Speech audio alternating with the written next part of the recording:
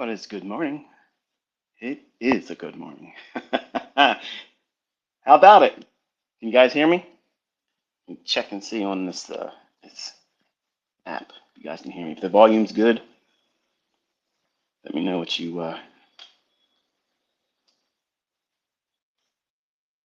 can hear me or not.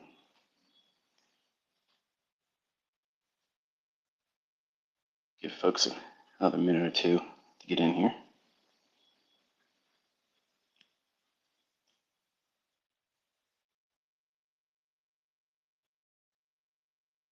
Awesome, awesome, awesome. Okay, so just as a reminder,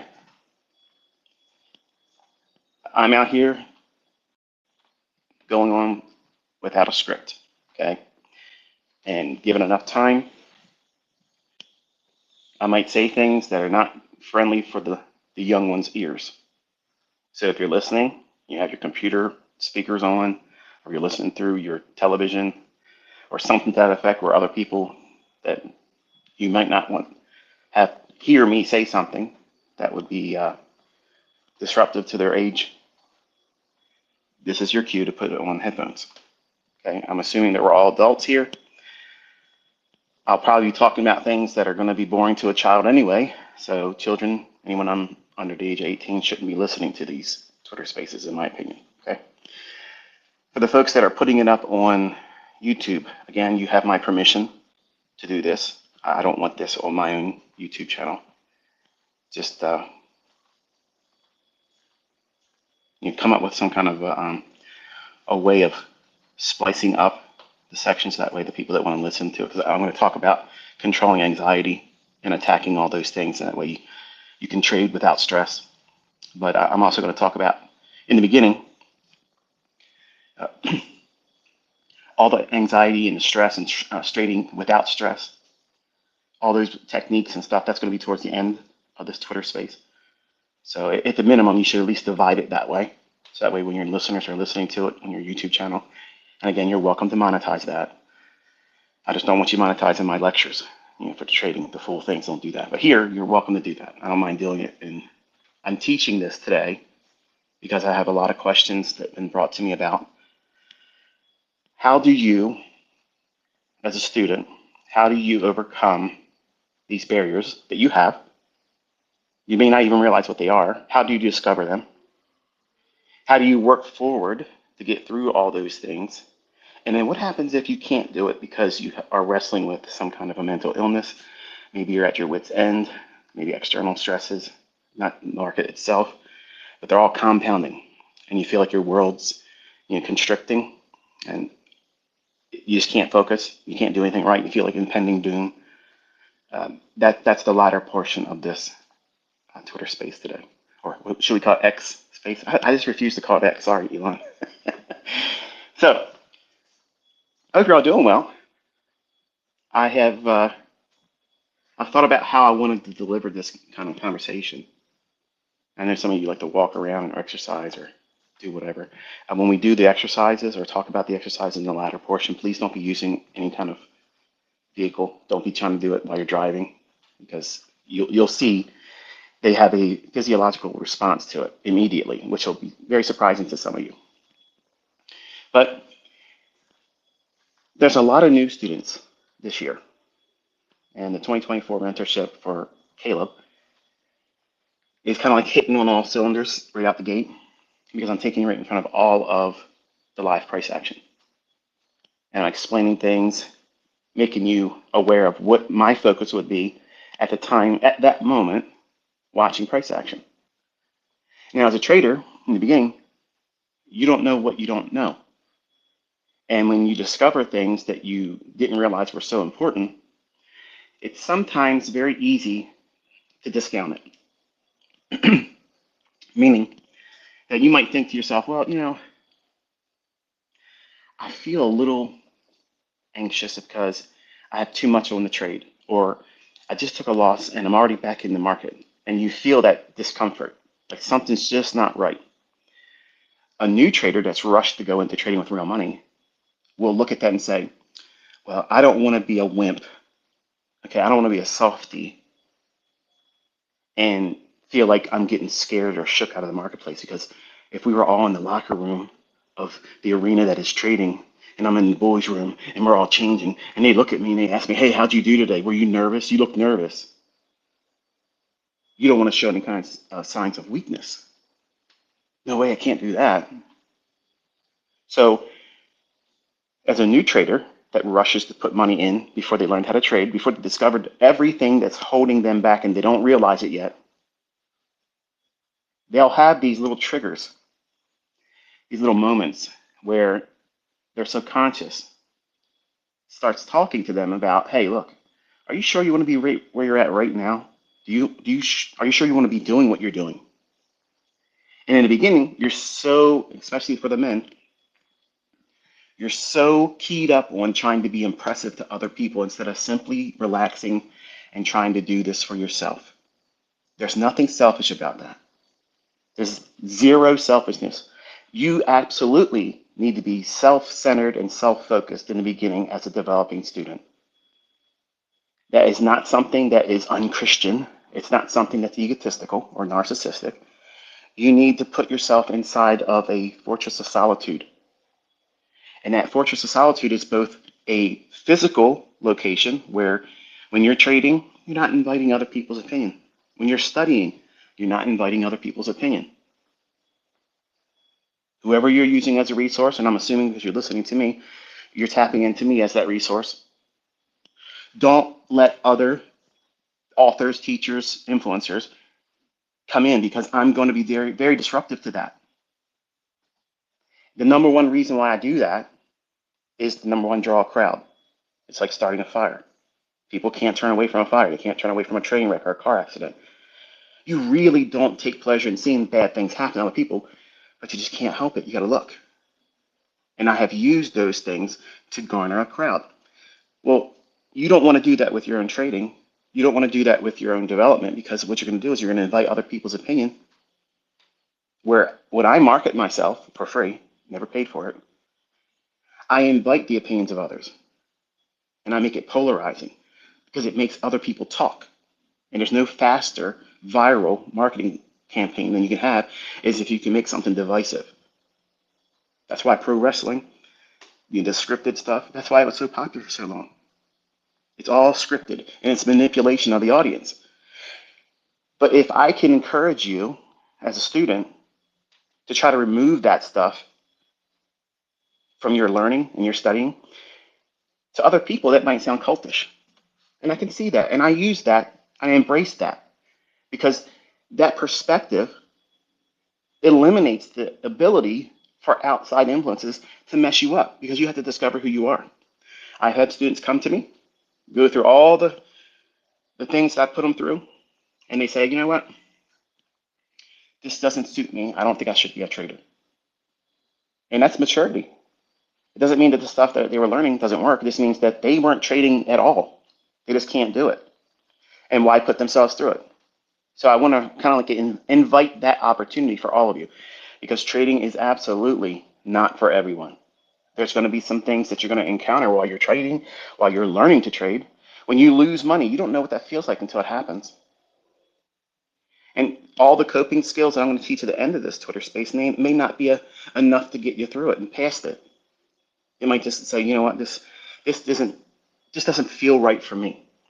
And if it happens to be you that feels that way, you know what? Put it aside for a little while, maybe 6 months.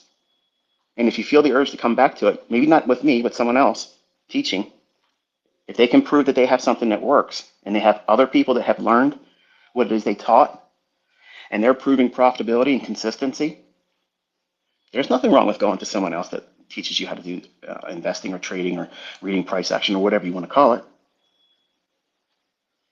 But if you're going to come to me, I encourage rather aggressively that you need to cut all other sources of information off.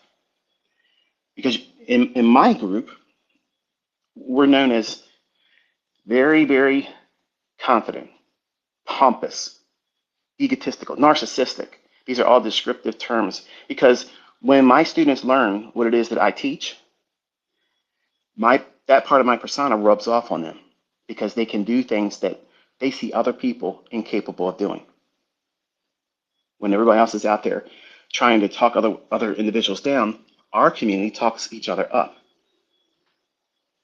That's important. That's a characteristic that nobody likes to spend too much focus on because it counters most of everything that's going to be negative that you're going to encounter as a student of mine.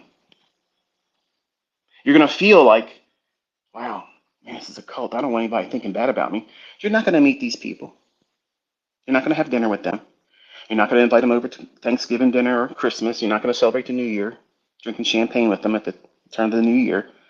But you're elevating their sense of worth and impact and influence over you through fear. And what are you fearful of? How other people are going to look at you. How other people are going to be able to judge you on the basis of who you learned from, what you believe and don't believe about a market algorithm. They're all talking points. And every side and every angle believes that they are the right side. So, how can you imagine the impact of frustrating, conflicting input from other people's opinion in the beginning when you first start learning? It causes paralysis. It causes you to feel like, am I wasting my time? Am I wasting my time? My question is did the people you see on YouTube proving that they're being profitable, that the companies that pay them out, that are interviewing them, you think they just gave that money to them for free? I don't have any affiliates with anybody, none. So it serves me and them no direct gain by making it public knowledge that the people that they paid out in their profitable trades are my students.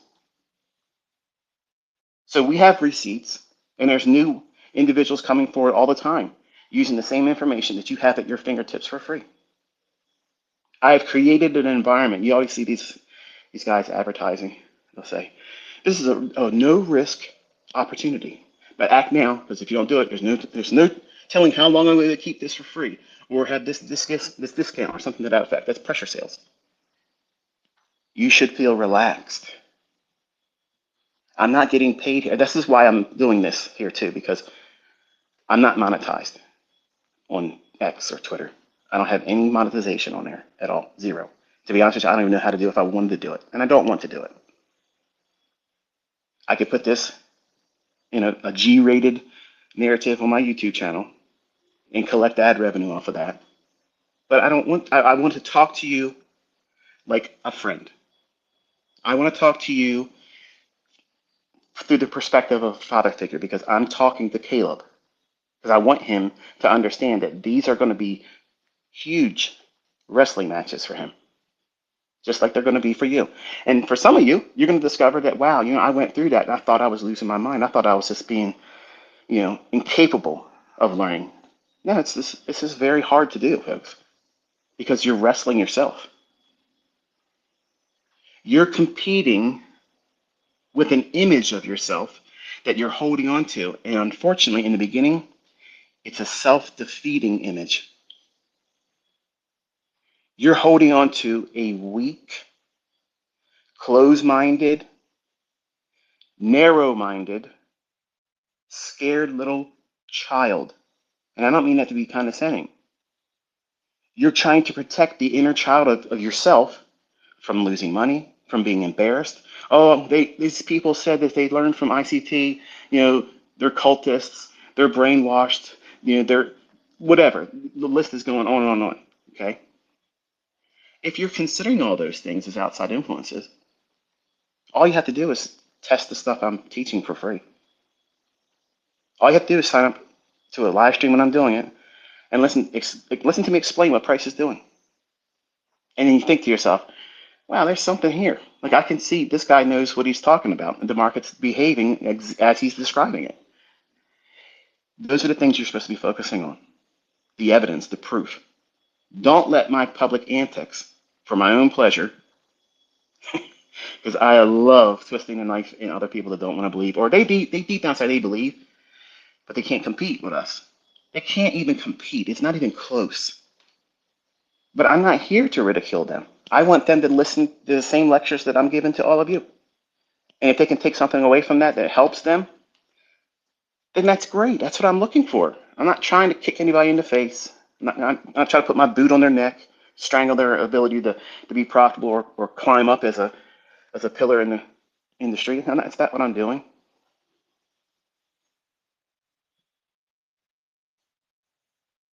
If you don't guard your fortress of solitude, that means your physical location where you study. That means your family members can't be in the room with you.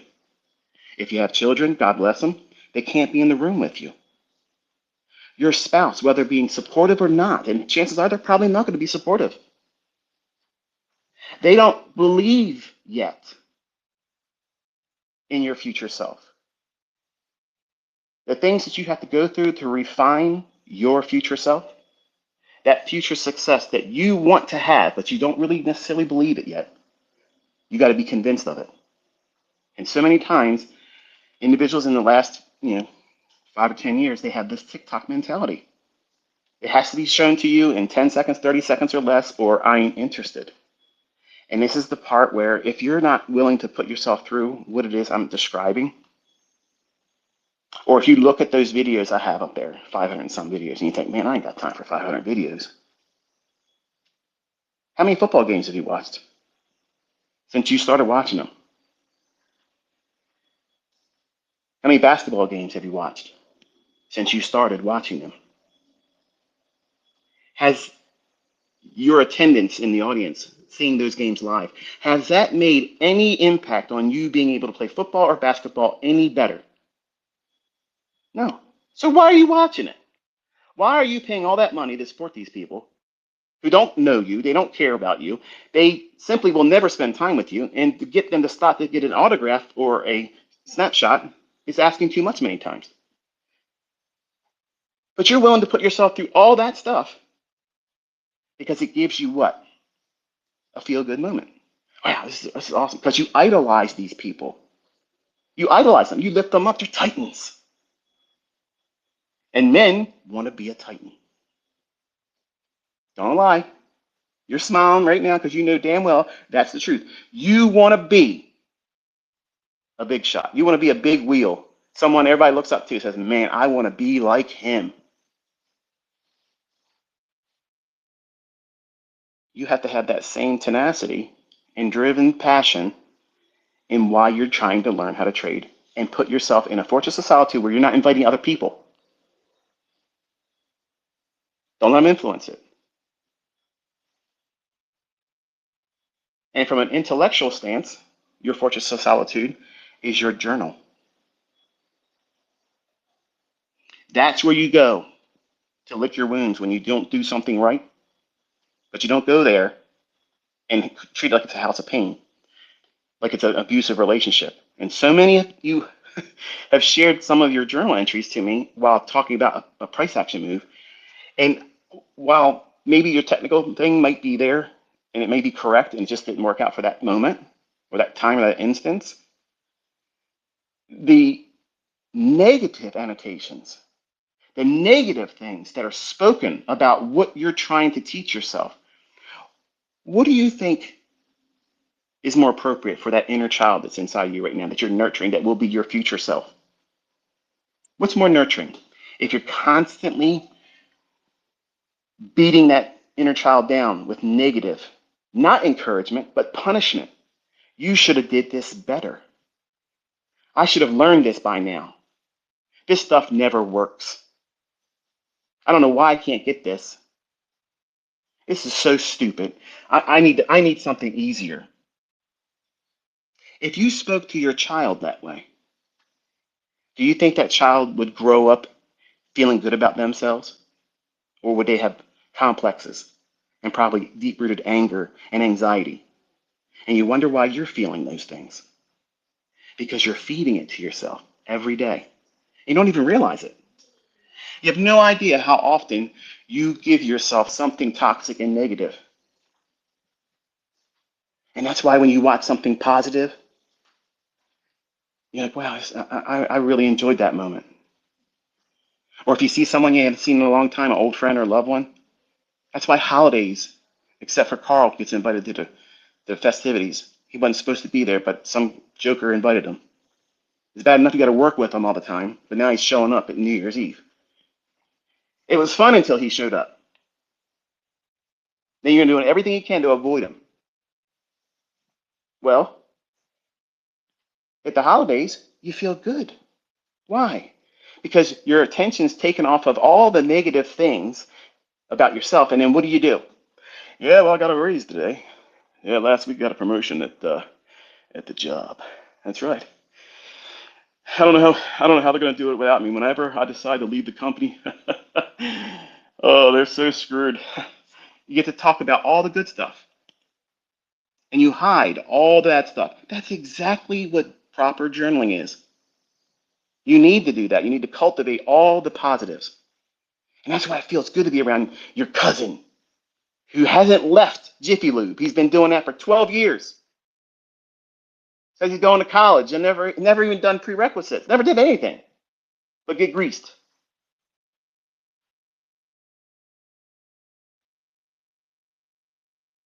You have to guard yourself. And the processes that you're going to go through is a refinement. And it's painful because it's not immediate gratification. It's not a right now delivery of what you want. It has to be deferred. And for a lot of folks, and it's really hard for young people today. And I understand because they have been socially engineered to expect everything given to them. Everything should be given to you for nothing and no adversity. It should be easy. And you have this entitlement mindset and a short attention span that's been cultivated by TikTok or YouTube shorts that are very small in duration.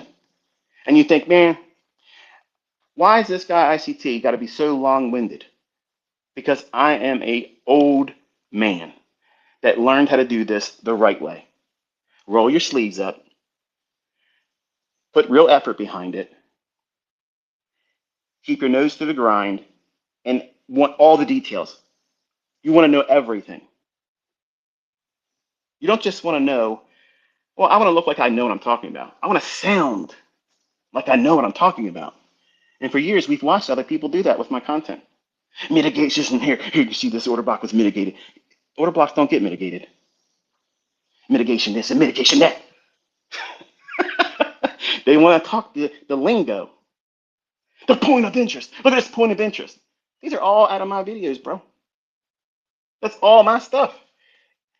The vocabulary of all these individuals out there that have odds against me are going to have odds against you. But they're studying right along with you, like good little scribes. They're just doing it in silence, thinking they're going to get away with it. But as soon as they start talking, the vocabulary exposes them. It's fun, actually. It's a really amazing psychological experiment to go through all of the mentors, and you'll see. You'll see it annotated in their charts, or you'll hear them say it verbally, audibly. They're in the same classroom as you right now. And they may not be here where you can see them because you can do a little anonymous slide. They're all listening anonymously. But I know you're here. And I'm glad that you're here. I'm not trying to poke fun at you. Because you're going to learn things that you can teach my students through you, because they're not your students, they're mine. And I care about them more than you do.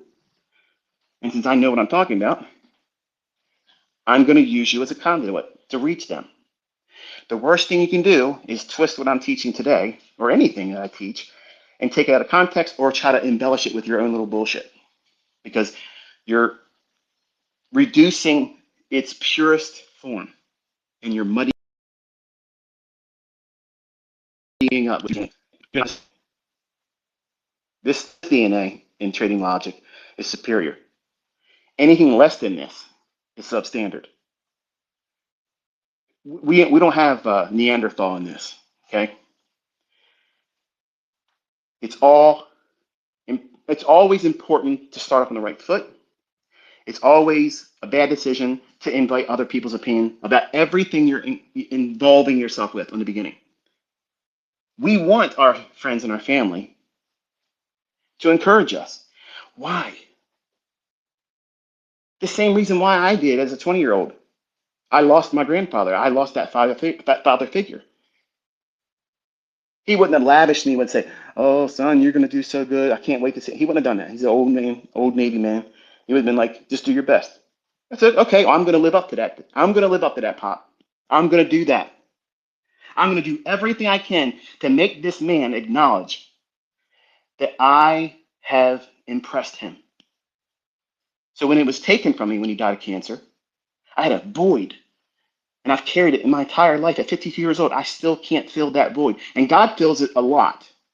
But there's still this little itch that I can't satisfy because I can't see his face. Look at me. And you have that same experience when you first start to do something that's monumental. Feet. You want to accomplish something. You want to lose weight. You want to get in better shape. And what do? We turn to our spouse, our significant other, our friends, and our family members. Yeah, I think I'm going to start this program. Oh, you don't bother, man. Don't waste your time. That's the first thing that's coming out of their mouth. And if they're not spurting it out, they're thinking it. Because you can watch it on their face. They're thinking, yeah, well, we'll see. we're going to see, buddy. We're going to see. But that's not what you want. You don't want that. You want them to say, you know what? That is awesome. You know what? Could you tell me a little bit about that? Because I would like to do that too. That's the response you're looking for. That's the response. You want people to get excited about what you're interested in, but you're not excited about, but you absolutely fucking gotta be excited. Like you gotta love it. You gotta look at yourself and say, you know what? Right now, I don't have it. I don't have it right now, but damn it, I'm gonna get it. And every one of you yahoos that I'm related to has nothing to do with holding me back. You're all gonna watch it happen. You're all gonna choke on it. All of you that sat back and sit there and said, well, you know, Shelly says she's gonna be a trader. Yeah, she's gonna be trading, all right. Trading her time for money like we do. But in the beginning, that stuff cuts deep. It cuts deep. But you'll put on your best face like I was trying to do it as a 20-year-old. That doesn't bother me. But it crushed me inside. It crushed me. And I didn't take that as I'm gonna do it more carefully to make sure I don't fail. The opposite happened. The opposite happened. I dug deep and said, I don't give a shit how many times I fall on my face. I'm going to do it faster and I'm going to take bigger risks and I'm going to do it in a stunning manner that absolutely has nothing to do with why I started. Because now I got to do it about impressing these people. I got to impress my family, who they weren't even a factor in the beginning. They didn't tell me to, hey, start trading this way. And then I got to make them proud of me. That's not how it happened. My uncle introduced the idea of trading, but he didn't teach me trading because he didn't know how to trade. And I wasn't interested the first time. I was young. I was a martial artist. I was a young teenager. I was like, man, I ain't got time for this. I got martial arts and girls. Get out of here with that, man. Stock market. I ain't trying to invest. What the hell's that? And to be honest with you, I really wasn't working then. So the concept of money was alien to me. I was actually very content and complacent being white trash because that's exactly how I was raised. If you look at how I live today and how I raised my family and how I was raised, I was the epitome of white trash. I grew up in a neighborhood that was trash with people that were uneducated. The highest graduating average mean was sixth grade. My mother quit school in sixth grade. The only person in my family prior to me that were blood relatives that ever graduated was my aunt. Think about that. That's the pedigree I come from. Yeah, I'm as blue collar as you can get, baby. And I have the same problems that you're going to invite. If you're not careful, you're going to invite all of the opinions of other people that don't fucking matter. You're leaning on these people to encourage you. They didn't give you the idea. They didn't give you the first spark. The whole point of you even considering it, it never stemmed from them. So why on earth would you invite them to give you their opinion when they're working for money, in debt, paycheck to paycheck, hating fucking life, and looking for any exit ramp to get out of the relationship because they hate the person they're married to or living with? And these are the people you're going to on social media too. The worst part is you're not even fucking related to these people. You're not even related to them. You willfully go in there and say, hey, what do you think about this? Who gives a fuck what they think? Who gives a fuck what these people that don't do well or better than you, who gives a shit what they think? And when you take a step back and you think about it like this, you know what? Why the hell am I doing that? Right, that's the question I'm asking. Why are all of you doing that? Because you're hoping, just like I did as a 20-year-old, that everything I was putting myself through or aspiring to be successful in, that my own family, you would think, right? My own family would be like, you know what, Michael, out of everybody in our family, if anybody was ever going to do well in this, it's you, buddy. I can see you doing it. Like I can literally see you up there doing everything you're claiming you're going to learn how to be able to do. I can see that. That's exciting. Can I learn that too? That's what I wanted to hear. If I would have heard that, I probably would have done so much better in the beginning. I wouldn't have taken ridiculous fucking risks and blew my accounts because I'm trying to show them they're wrong. And the only thing I was doing was proving they were right. Think about it. You're doing the same stuff. Mostly the men. Women might be closeted because they still want to talk to their girlfriends. They want to talk to their closest cousin. Okay. Like my wife, she has a cousin. They say that they were like twins when they were younger. I don't see it because I would have never messed around with the other girl. But that's another discussion another time. But she pals around with her and has conversation more than anybody else in the family. Okay. And women tend to have a very close, they may have a lot of girlfriends, but they have this little clique. That's their pride. Okay. And if you are trying to learn how to trade, or if you just discovered that that's what you want to try to pursue, or maybe you've been doing it, chances are they know what you're trying to do or what you've begun. And anybody else, you don't share your business with them. You keep it personal. You still messed up. You still messed up. Because now, one of two things are going to happen. One, they're going to ask you, hey, how's that trading going? And you want to be able to say, girlfriend, let me just tell you, I got funded. I got paid out 6 fucking times. I got these new shoes. Look at this shit. Earl didn't buy these motherfuckers. I did. I did. I bought that shit. I bought that. I passed my fund account challenge. Bang. 5 accounts linked up. Bang. Look at me, baby. Look at me. Don't you want to be like this? You want to be able to say that. But you're still going through the process of wrestling through the things that you wrestle through. You believe that that day's coming, but you can't give it to them when they ask for a progress report. And that hurts. That hurts because you want to be able to say to your girlfriends, this is what I've done so far. And a true friend, girlfriends, would be like, damn, girl. Wow, I didn't think you'd be that quick with it.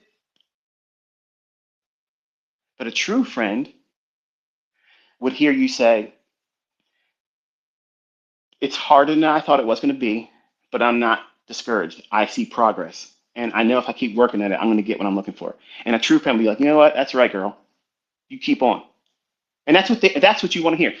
If you have a friend like that, man, you got a real friend. I didn't have friends like that. I had, man, I'll believe when I see it. My wife, still living the way she lives. If I tell her I'm going to do this, and she's like, I'll believe when I see it. I'm like, woman, are you crazy?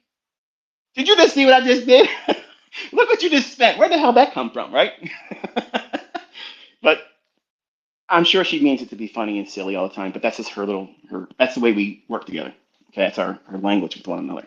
She ribs me and I peacock around. But you're not going to get that encouragement you're looking for on social media. I promise you. You might get it in our community here if you hang around like minded individuals, which is always called a cult. Okay, call it a cult because this is the cult of winning. I make winners. Now, everyone coming into this cult of winning isn't going to make it to be a winner because they're going to tap out. They're going to feel these struggles, these wrestling matches internally. They're gonna feel it and be like, man, this isn't worth this, man. I thought it was gonna be easy and fast. I can't get time for this. What's my boys doing right now? Let's go. We gotta go to the club. I need to get drunk.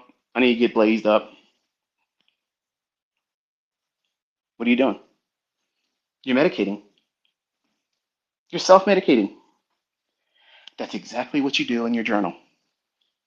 It's self-love there. You tell yourself all the time, encourage yourself.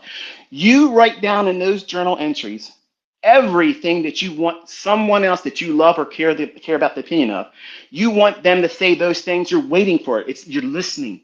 You just know that those words are hanging on their tongue and they're going to say it. Well done. Good job. Wow, I'm impressed by that. That's what you want. You want to talk that talk in your journal. You want to be so positive that it's fucking ooey gooey love. Okay, that's what you want. Because nothing negative will have any impact, and you don't even write anything negative. You encourage yourself constantly, all the time. That journal needs to be something beyond the scope of a Mead spiral notebook. It needs to be something that you have worth and value associated with. That's why my journals, they're anywhere between $80 to $100 a piece. Now, you might not have the money to be able to do that right now, but that's okay. But you need to think about what you're writing in. That's not some scrapbook where people just jot down things like, okay, well, I got to remember to do this and do that. Or where your kid can pick it up every now and then and draw and scribble on. What do you do? How do you keep your journal? Where do you keep it at? Do you have any regard for what you're writing down? Because if they're not treasures to you, if you're not making monuments to your progress, and it sounds narcissistic when we talk like that, doesn't it? To someone that doesn't journal, I don't journal. That's a fucking clown talking like that. That's somebody that is literally planning to fail or never being successful.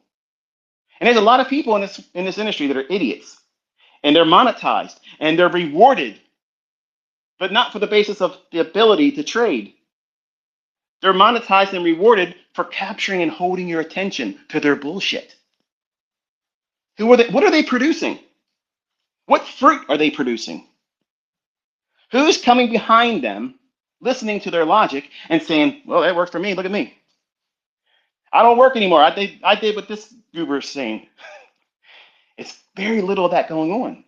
Very little of that. Here, we have those receipts. We have those people. We have them both in female and in male. We have them in older people and younger people. We have them in teenagers that haven't even got to 21 yet. And we have people in their 60s reporting that they're so thankful that they were given this opportunity. And it's a tearjerker for me when I hear things like that because I look around and it's expensive as a fuck right now. It's so expensive. And I got lots of money and I still look at this grocery bill and I'm like, how the hell are people making it? Like, how are you all doing it? Leave comments if you feel open to do so. It's a struggle. And until you decide to make changes and refine your future self, you got to filter out all the negative stuff. That doesn't mean you can't acknowledge, like I just did here, saying, man, it's expensive. Acknowledge that. That needs to inspire your willingness to stick to it because you think it's just going to get cheaper. Do you honestly think things are going to be cheaper 2 years from now? No, they're not. When has ever been a time where inflation has impacted the things that we buy? And it causes shrinkflation and the amount of the product reduced in size, but they sell it for the same or if not more money. When has that ever happened? I remember as a kid, candy bars used to be 3 times the size that they're at. Not now. I never imagined looking at the things I spent money on and people spend the majority of their money on junk food. Like, that's stupid waste of money. Are you doing those things too? Are you buying poor substances and calling it and lying to yourself and saying it's food? You're going to have a physiological response to the things you take in and ingest. If you're eating junk food and fast food all the time, you're drinking caffeinated drinks. I don't need a caffeine drink. I can be hopped up in a minute, just like that. I can talk myself up, bang, real high. But as you'll learn later in this Twitter space, you'll be able to talk yourself down like a Buddhist monk. Come down cold, cool, collected in minutes. And that's how you have to operate. You have to look at things in a manner where everything outside of you has no impact or influence over you. But are you doing the opposite right now? Have you been doing the opposite of that? Have you been using social media as a drug dealer, looking for that feel good buzz from ICT? Because if that's what you're doing it wrong. Yeah, you heard that right. You're doing it wrong. Social media is a cancer. And the worst thing you can do is live on it, elevating people to celebrity status, godlike personas. They want worship. And some of you want to worship. Some of you all want to be worshipers. Why? Why would you do that? There's only one deserving of that. And it ain't me. And it ain't nobody else on social media either. So how do you discover what your problems are? Well, what do you focus on all day long? And how do you act when you're in stressful pressure situations?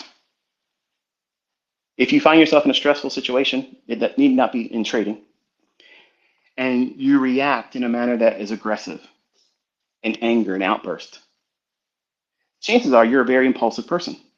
That means given a opportunity to invest or trade with money, whether it be funded account, demo account, whatever, you're going to impulsively do something because inside you are a conquering warrior. That's how you internalize yourself. You see yourself as someone going out there like a gladiator. You challenging me, bro? You challenging me? Step. That's the typical male response. Admittedly, that's how I am. I was not that way when I was a young man. Growing up, you know, I had to hold that at bay because I knew if I let it out one time, it would just go wild. And it did for a little while. And I did things I'm not proud of. But what happens if you're in a stressful situation and you clam up? You paralyze yourself. You're like, I don't want to do anything. And you break down. You may cry. You may have anxiety. You may freeze up and lock up and just completely shut down. In trading, that's going to be someone that never takes the step forward. You'll never trade. And you have to have a comfort of saying, you know what? The outcome might not be what I want it to be. Every trade starts that way. And you have to invite the opportunity for that to be wrong. Hear what I just said there? Whereas everyone that puts a trade on now, they want, I hope it works. But I'm afraid it's probably going to stop me out. Man, and listen to the YouTubers that live stream. Listen closely. And the ones that show their face, I'm so thankful for because they're wonderful case studies for you. Watch their whole demeanor change as the market spends more time close to their entry point. See, my trades, what I'm teaching you to do is you're going to be entering in the market where the market leaves your entry soon. It doesn't spend time around it a lot. And the surest thing you can do in the beginning while you're learning how to trade and reading the tape is notice that when you think, okay, the market should go up or should go down here, if it doesn't immediately start to respond that way, chances are you're probably wrong. Would you have the willingness to kill that trade, eat the commission cost and whatever underneath the spread or any little small little drawdown? Would you be willing to take that? Or are you the person that's going to say, even if I'm wrong, I'd still like to be able to get my stop to break even? You're worried about money. You're worried about not losing money. You're worried about being perfect. You're worried about never taking a loss. And that is going to invite the very thing happening. You don't understand that right now. Hearing it sounds like that can't be true. But that's exactly what it is. If you're afraid to make money because you're afraid of losing money, you're never going to make it as a trader. Because every trade that you open up is a losing trade that you have to trade your way out of. You're underneath the commission cost as soon as you put the trade in. Boom, you have whatever that cost is, the spread. You have to overcome that if you're trading in the Forex market. Commission costs with your broker. And then it's got to climb up enough to cover those costs? And how much does it need to do that before you can put your stop to break even? And just because it's going to break even, just static price action and redelivery is going to stop you out if you try to chase too fast with a stop loss is too tight, unless you know things, the things I'm teaching for free. So when you're journaling and you're observing old price moves, or maybe it's something you watch in a live stream and you see me discussing something, and maybe you're at odds with, okay, he just said he thinks it's going to do this. Okay, maybe everything I'm saying in live streams, you're saying, I don't think that's going to happen. What does that indicate to you? Well, I can tell you what you're really trying to do is you're looking for an opportunity to go on social media and say, look, I guarantee you, there's thousands of people out there. They're all young men, no kids. They're all or source service sellers and course sellers. They're out there with their little demo accounts and they're trying to do the opposite so they can go on social media. Look, ICT said this, and look, here's the trade I just took. That's bullshit. That's bullshit. But if you're not doing that for that purpose there, just to get clout online, what are you doing it for? Why do you feel that? Everything I'm saying in a live stream that most of the time is coming true, but why are you doubting it? Is that you being unteachable? No. I had a student of mine that was always trading against me named Troy. I ain't gonna say his last name, but he knows if he's listening. Everything I taught, he was doing the opposite of. And then he would send me emails, he would complain and say, I don't know why it's not working, I'm pissed off. He used to be a poker player, did real well doing that. And he thought that it would be easy to walk right into trading. And I tried to explain to him, I said, listen, your superpower is that you're contrarian. There's a place for contrarians in trading. That's turtle soup trades, false breakouts, not trend following. So if you go into the marketplace looking for things like that as your opportunity, that's your model, that's your whole structure and approach to attacking price action as a man, because you're a gladiator. You see what I just did there? I maxed up personality, school of thought, the way they internalize things, and the thing that is a weakness, I turned it into a strength. That's a mentor. That's someone that knows what the fuck they're talking about and creates winners. That's someone that has done this many, many times and has failed. And those failures did not hold me down. I learned from them. And you're all out there trying to learn from these 20-year-olds that are just parroting what I'm saying. And they don't have the life experience with it. They have never made serious money. They've never lost serious money. They never went through the problems of finding it. This thing, I'm going to dig in deep. I'm going through a period where everything isn't working and I need to figure out what I'm supposed to do with no other encouragement. Right now, there's social media. You look around, you'll find someone to blow smoke up your ass. You will, you'll find it. But if you're not fixing the root causes, these triggering things that you keep repeating, that you don't identify are problematic issues, I call them character flaws. I have them. I have them. As a teacher, as a mentor, it would be foolish for me to tell you, I don't have any problems. I don't have any issues. Of fucking course I do. I'm human. I'm absolutely human. I wish I would have held on to the trades longer. I wish I would have had more on. I wish I would have cut off more of the trade before it turned around on me. Come on. I got no problem telling you those things. That's the reality of it. But I also know when to dial in when this shit's going to be good. A la Friday the 13th. That seems like it was a pretty fucking lucky day around here, wasn't it? Cookout was amazing. Woo! I can't wait for another one. Invite me again. Yeah, how about that? But you have to go through the process of seeing how you feel when you're watching price action. Do you turn it into a love story? Like, oh man, this is perfect. This is love at first sight. This fair value gap, I saw it. I walked in, there it was. The euro dollar sitting right there in the New York Hill Zone. She was fine. Look at that. Girl, turn around. Let me see what you got in the back. Oh my goodness. I'm in there. Tap. You're in that fair value gap. It's starting to run. You covered the dealing spread. Your stop loss. You're tucking up behind there a little bit behind that fair value gap low. And you're like, man, it's a romance now. It's going to run up there to my TP. I can't stand when people say TP. You know, I hear TP, I think toilet paper. And that's, I guess it's not far stretched because most of these fucking people out there that are trying to teach people how to trade, their fucking trades are trash. They're shit. So TP makes fucking perfect sense. It's a take profit or that's your target. TP. TP. Like you can't say the fucking word TP. That's the equivalent of somebody on the fucking road that can't even flick their little turn signal. It's right there next to your fucking hand, you lazy ass. Just click it. Let everybody know what the hell you're doing. Protect the car you're driving. Protect your personal property. And there are other people's personal property. I'm like a dog. I see a squirrel. What? Squirrel. It's easy for me to come off of. These are all the things I usually delete out of a pre-recorded lecture. But here, you get all the fun carnival-like atmosphere. But how do you feel when you're watching price action? Are you at odds with the final boss? You're in a video game and it's like, I only got one life left. This is it. I'm on it. And I got to win this one or it's game over. I have to reset. You're putting too much emphasis on the outcome.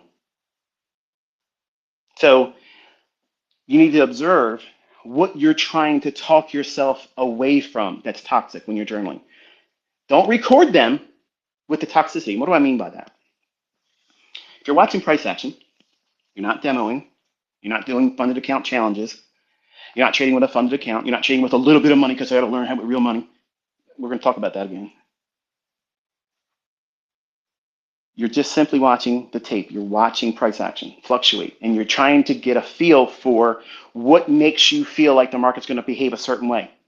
And you record that. At what minute marker do you see that happen? And describe what it is. If you don't have the ability to just, shorthand it, in other words, a couple keywords that it's going to help you remember what you were feeling at that time, record yourself audibly. At this minute marker right here, I'm watching pound dollar. At this minute marker right now, I'm watching crude oil. At this minute marker right now, I'm watching S&P. I'm watching NASDAQ. And I see this right now and what I expect to see based on my current understanding. I believe that the market's going to behave this way. It's going to go to this buy side or it's going to go to this sell side. And it should not go below this low or above this high before it does that. That's what I believe. And then at that moment, you say how confident. Describe your confidence in that happening. Even if you don't feel extremely confident about it, just say, I got a hunch that it's probably going to do this, but I'm not all that convinced yet. You need to be aware of that. At the end of that experiment, that study, which I'm going to put you through this week, I'm going to outline how you can go in and do drills over and over and over all day long. All day long, you can do these things. And you're going to see how to find the right fair value gap because you're going to test every single one of them with me. We're going to be out here. You're invited to have a demo account this week because we're all going to be pushing buttons. I want you to see what it feels like, okay? I want you to see what it feels like to be in something that has a measurement applied to it. Does this work? Does this not work? How fast does it fail? How fast does it work? What do you feel when I promote these certain situations? I'm going to say, look at this. We're going to do this right here. We're going to buy this right here. We're going to sell this right here. Listen to me, and I'm going to say it again in the live streams, ad nauseum, okay? Do not use it as a signal service. Do not take your funded account challenge or your funded account or your live account and follow these as entries. I am not telling you to do that. Caleb is watching this. You're all watching this. I'm teaching how you get comfortable with not needing to be right. And how, by contrast, like I was describing yesterday in live stream, when there's liquid fluidity in price action where it just moves around real nice and it creates these imbalances and it reaches sweeping up to buy side and down the sell side, that's a trader's market. That is a market that you can just go in there. You don't need to have a bias. You don't need a bias in that because it's moving around so nicely. You can get 10, 15, 20, 30 handles and be opposed to if I was being held at gunpoint. Hey, ICT, is this going to be up close day or down close day? Up close day. Okay. you're thinking you only want to be a buyer for the rest of your career in that because ICT said it's going to be up close day. I have proven many, many times that you could be a short seller in a day that I'm primarily bullish in. But see, in the beginning, it's fruitful for you to only focus on the side that a higher time frame bias indicates that it's likely to keep moving in one direction, higher or lower. So if you filter out everything that would be impulsive for you to take a trade on, and it may be going against that higher time bias, it filters out the likelihood, not that all of them would fail, but chances are as a new student trying to do something with money that you can't afford to lose, trying to spend money on funded account challenges that you can't afford to spend yet, not getting the results that you're hoping for, and then that compounds and builds up inside of you. And then you have to wrestle through that like weeds and thorn bushes because the destination you have in front of you of successful trading and consistently profitable, it gets barriers placed in front of it. Thorn bushes, snares, all these booby traps. You're laying that in front because the last time you did this, you got hurt. So you're not getting closer to your objective and your destiny. You're creating barriers because you're doing all the wrong things, not realizing that that's causing an impediment to your progress. Because you think you're going to do something to circumvent the need to go through all the things that are required for you to do it correctly. It's better to do the things I'm telling you to do and avoid the things I tell you to avoid because you won't have to second guess and think about, did I do it the right way? You'll have very little to go back on once you get there and say, you know what, it wasn't as bad as I thought it was. Contrast that with, well, I listened to Swaggy. He said, go out there and start with real money because I have to learn with real money. That's foolish knowledge. That's not even knowledge. That's misinformation. If you take something from other influencers, and he ain't the only one that's ever said that, but I take odds at that because when you monetize your right or wrong in the beginning, because you elevate every transaction, every idea on the basis of right or wrong, I'm not promoting the idea that you need to worry about being right and wrong. These jokers that try to say that stuff, they're literally twisting everything I've ever taught. You don't need to be right. It's not about being right. It's about being profitable. But they'll take my words, twist it around, and act like they come up with something. You remove the necessity about being right. If you remove that, that means there's no emotional tie to it. You have no psychological arm wrestling match now to prove to yourself or anyone else that you're right. You don't need to be right. But you won't identify what those triggering things are inside you that are intrusive thoughts that become materialized and manifested into losing money.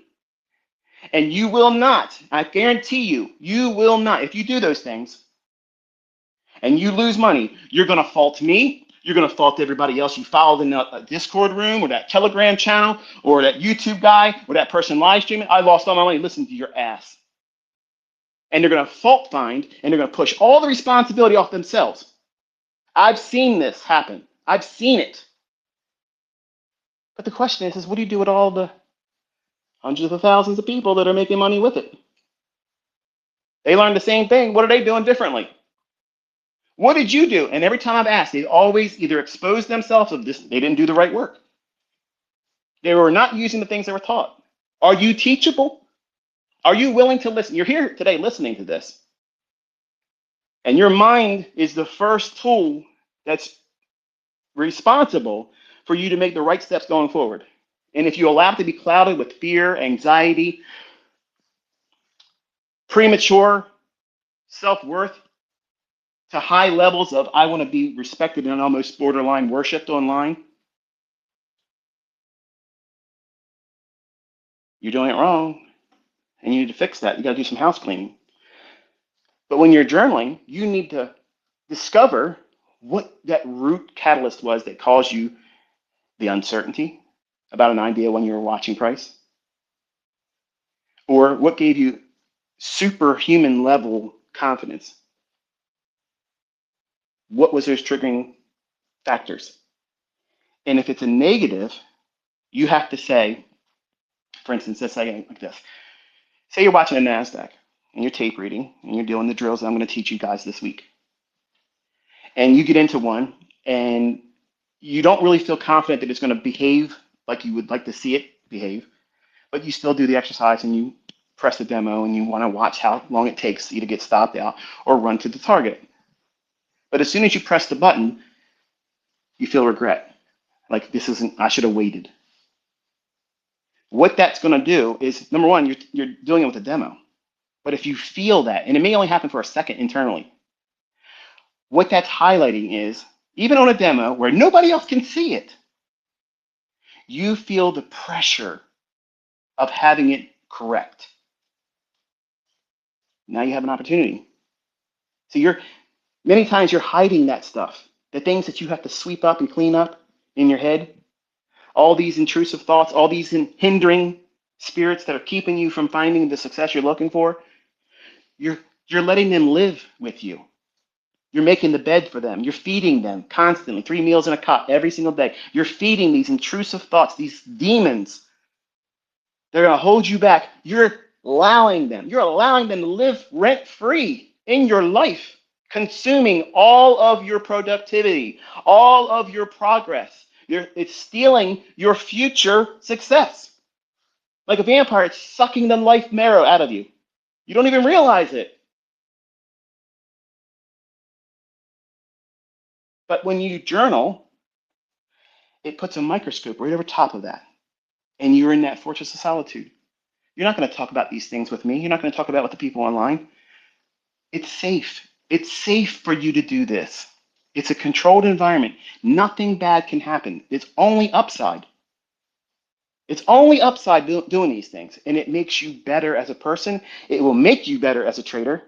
And it'll help you wrestle fear, fear of missing out, greed, over trading, over leveraging. All those things are corrected with a journal. And you wonder why these same influencers online have to keep resetting their funded account challenges and they keep blowing up. They're dancing around, carrying on entertaining you, but they keep blowing up. And you ask them, do you journal? No. Come on, man. And then you're wondering why they're constantly having to publicly reset. They got to constantly keep doing that. And if they just would listen, put their pride aside and just listen, because this is good medicine, folks. This is good medicine. No one successful in trading falls into it by accident.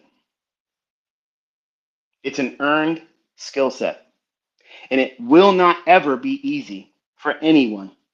Even if you listen to everything I'm telling you to do, which in my opinion is the correct way of doing it. Not because it's mine, because it's rooted in pure psychology. Sound logic.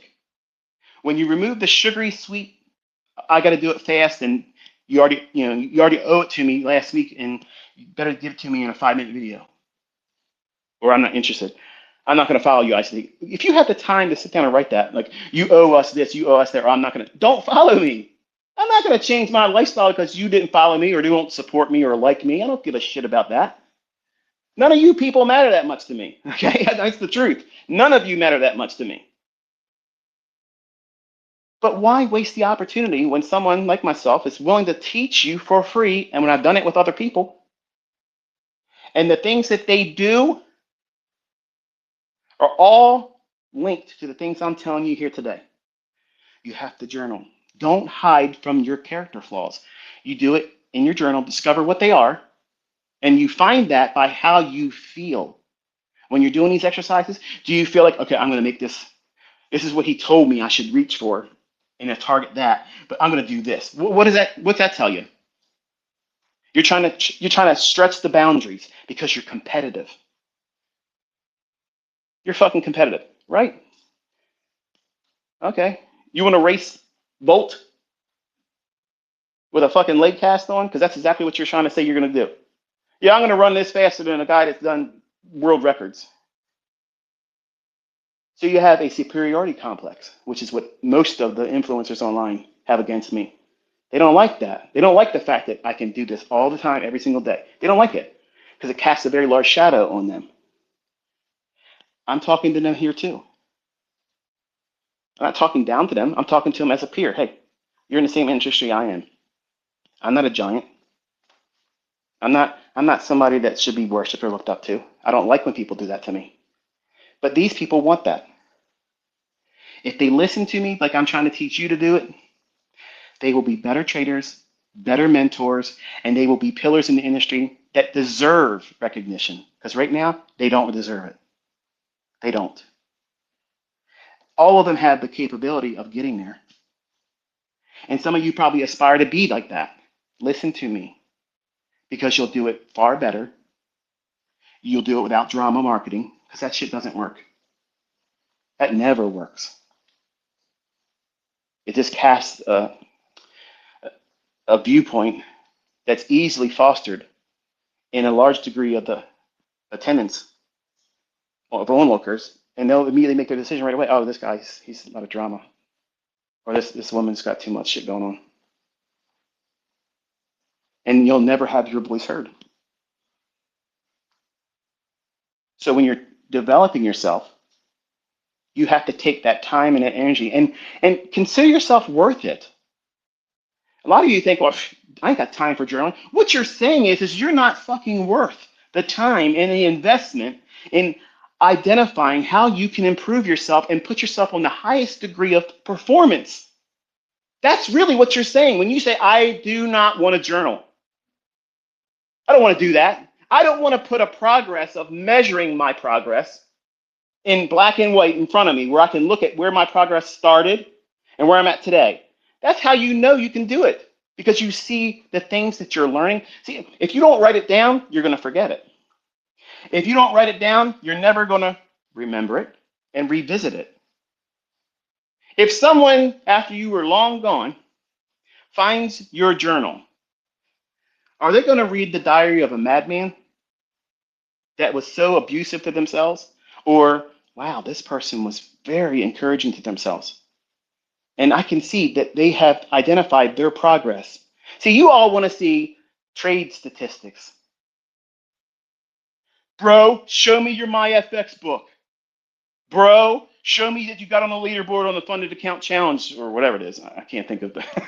I don't know how they work, but I know TopStat has a leaderboard. I don't know if the other companies do. Get on the Robbins Cup or we don't believe you. Okay? This is a litmus test for idiots. It is. It really is. Because what you're saying is you have to see somebody else show you something. And let's be honest. If everything's shown to that type of person, they're still not going to do anything.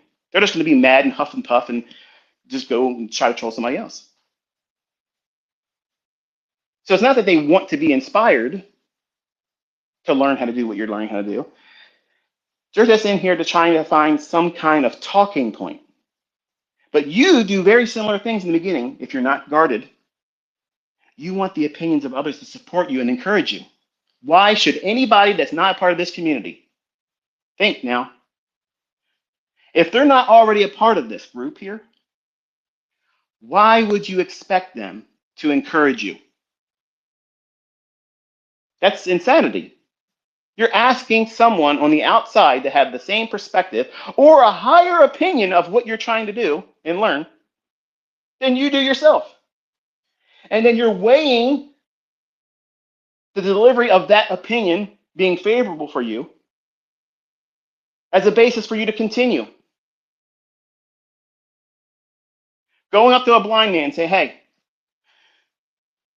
which flower here is prettier? Is it this one here in my right hand, or which one is it? Is it the left hand or the right hand? Which one's prettier? How the fuck does he know? And that's exactly what you're doing with everybody else. You're saying, hey, look, what do you think? The only thing they got to go on is everybody else's opinion. And if it's a positive, you're a cultist. You're all brainwashed. You're not seeing me call price. You're not seeing me execute. You're not seeing those things. You're not seeing other students making real money with it. You're not seeing that. They ignore that. So how can you take their opinion as balanced? But you're still asking the ether. You're tossing it out there on social media. Hey, what do you think about ICT's concept of this and that and the other thing? If they're a little dick energy guy, they're going to say, oh, yeah, he lifted. I had a guy this morning. 90% of everything ICT teaches, he got it from somebody else. We're still waiting.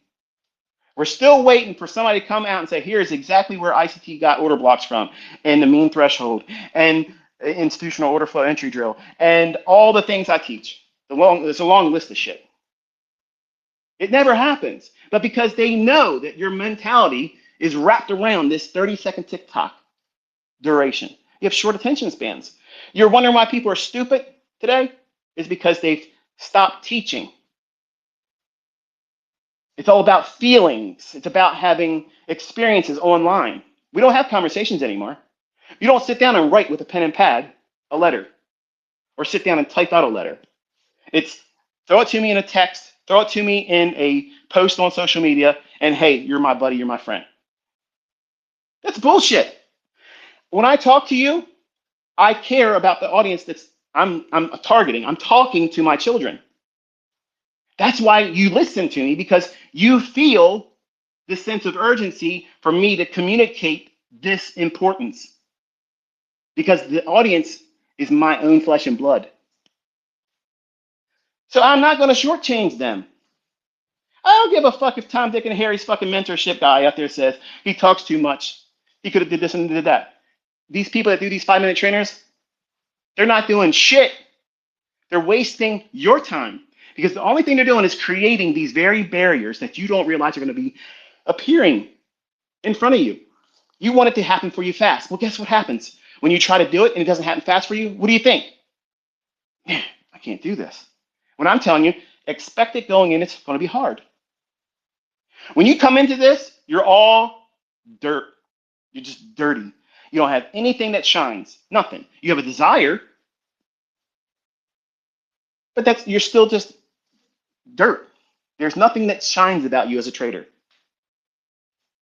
But you have to refine that, go through a process and change that. And then you can mold that, apply a little bit of sweat. What's that? That's moisture. And you can now take that dirt and shape it into something, mold it like pottery. And you shape that future self after constantly refining it. And it doesn't happen overnight. And I've never said it's going to be a fast process. I said it's going to be a lot of work. Not because it's hard to learn these things. The concepts are straightforward. As I was talking about yesterday on the live stream in the last hour of trading. The people that say it's complicated or I complicate trading, it's not. I actually have created more opportunities to trade.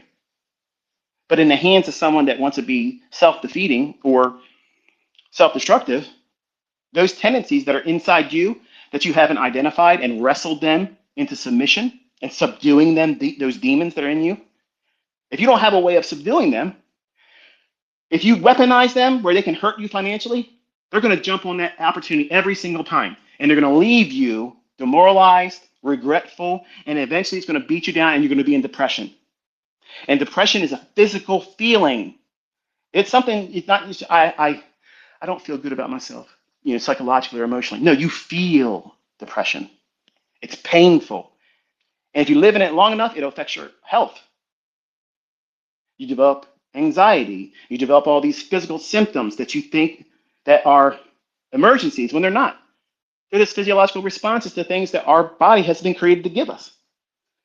Sympathetic and parasympathetic nervous system. Everybody's equipped with this. But the way you regulate these two nervous systems, it's in everybody's body, the anatomic nervous system is, everybody has it. We don't think about breathing. It just happens, right? Have you ever had a moment, my wife said this to me about a month ago.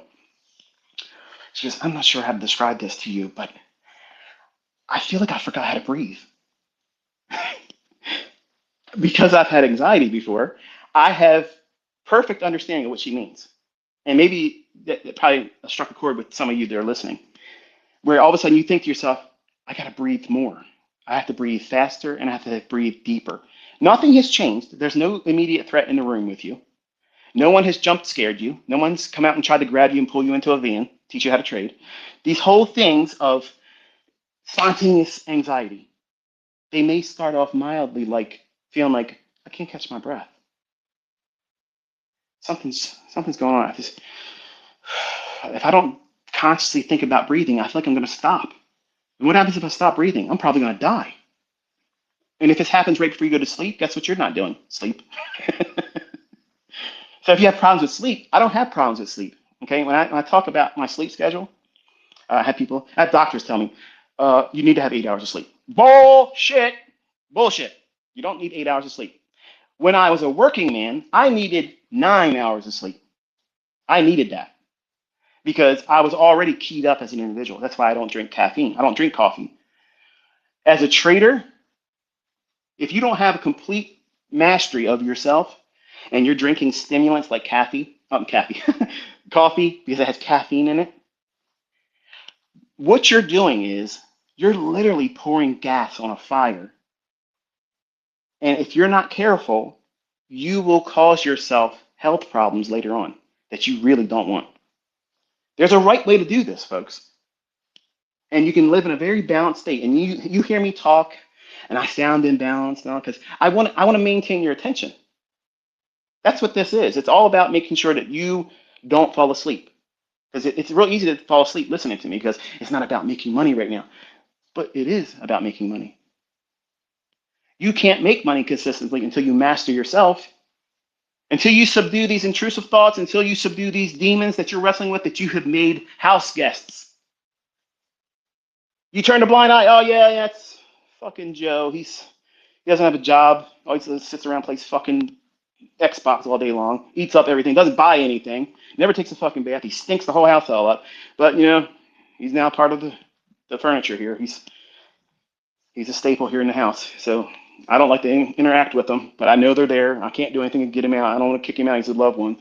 He's a family member. That's what you've done with these demons, these things that you hold on to. You guard them. You protect them. Instead of saying, get the fuck out of here, you don't belong here. You have no more business here. You're not holding me back no more. You're not a problem for me anymore. Get the fuck out. Replace it with something positive. I'm scared to take a trade. Why?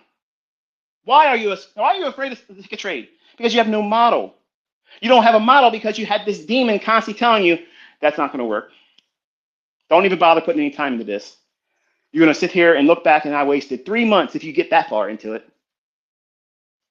And you're going to half-ass it when you say you're journaling. You're going to scribble a couple fucking words, draw a little diagram of something, draw, a swing high or swing low, and draw a line there and say that's an order block. Look, I did the journal. Look at this. This guy's a liar. Bro, I have people that have showed their journals to me, and they're like the Encyclopedia Britannica. It's volumes of shit. That's somebody that's going to do so much in the industry. It's crazy. Like, that's exactly the high end of what I'm encouraging from all of you. You don't need to be that far with it, but you have to record your progress. You have to record that. Otherwise, how can you reasonably comfort yourself when you feel like you want to quit? What do you have to hang your hat on when you feel like you don't want to do it anymore because you had a week of drawdown? What happens when you blow your account? What happens when you lose your funded account? What happens when you can't pass that funded account challenge and you don't have the money to spend on it again until the next paycheck? And then you got to wait. And you're thinking to yourself, maybe if I don't pay Netflix, maybe if I get rid of this and I get rid of that. Well, that's probably a good thing if you did that because watching TV is bullshit. I don't watch TV. I have old shows on Blu-ray. If I want to watch a movie, chances are it's probably something old because they don't have all that woke bullshit in it.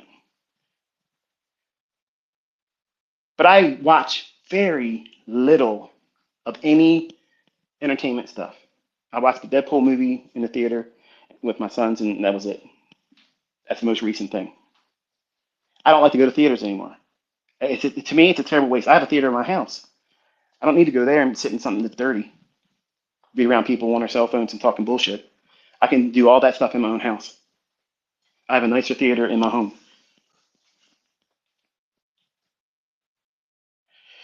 If you don't have the progress report that you have encouraged yourself along the way and acknowledging where what you're learning didn't work in your hands that day, and you say, I'm glad I had the opportunity to see this fail. because now I can go in and discover more about what it is I didn't know at the time when I took this idea. You see that? Is that something that you as a child, if you watch your child try to do something, try to learn how to ride a bike, you took the training wheels off, you've been walking with them, holding the seat, and now you want to let go. And you tell them, Timmy, Daddy's got you. But I know if I let go for a minute, you'll be fine. Trust it. Just keep pedaling. And you let go. And what happens if they panic and they fall down? Are you going to scold him? No. You're going to get him up, brush his knees off, his hands off, and say, hey, look, you know what? You did good this doing that right there. And you're not dead. You're not bleeding out. You didn't break a bone. But now let's get back on here and do it again. And they may fuss and say, I'm afraid. But what are you going to do? You're going to encourage them. That's what you do with yourself in your journal. You have to be a good parent in your journal.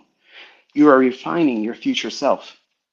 If you don't care about yourself, if you don't really love yourself, you're going to discover that in journaling. That's why these social media influencers are so fucking toxic, because they hate themselves. They are not where they want to be at, and they are looking to outside influences, their audience members, to worship them and lift them up on a pedestal because they need that. They need that more than they need money. I don't need that, and I don't encourage it, and I don't need fucking money. And I'm teaching for free. I'm spending my Saturday morning with y'all. I'm hanging out with you on a non-monetized medium, just talking, trying to encourage some friends of mine. That's all I'm trying to do here. But I bet you probably never thought about things like this. And that should be encouraging to you, because chances are you were probably thinking about it differently and much more toxic. And the metrics of measuring what your expectations were and what you're willing to put yourself through are far out of spec based on what I just said here. Isn't this a whole lot more comforting? If you approach your learning this way, would you not agree that yes, it takes some time to sit down and journal those things? If you don't want to do that, number one, it's shining a huge spotlight on the fact that you don't care enough about yourself and your future success to even consider it.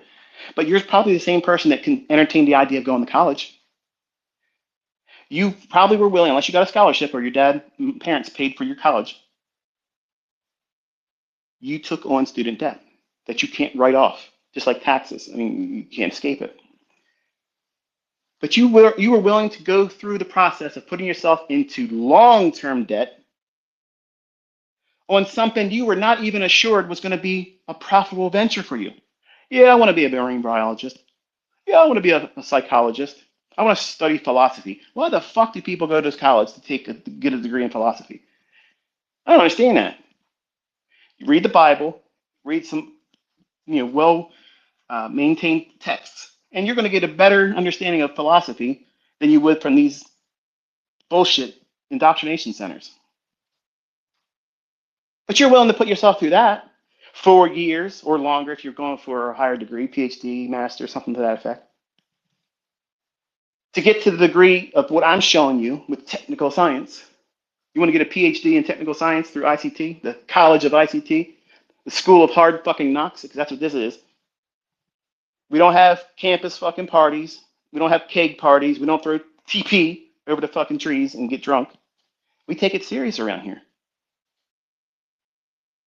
We are, if trading had colleges, I'm the Ivy fucking League of it. Okay, that's just the way it is. I produce winners. I produce people that give a fuck about themselves. And when they learn how to do this, their esteem is really high. Their self-worth, extremely high. And to weaker people around them, it seems like narcissism. It seems like arrogance. And that's just you reflecting your own insignificance because you beat yourself down.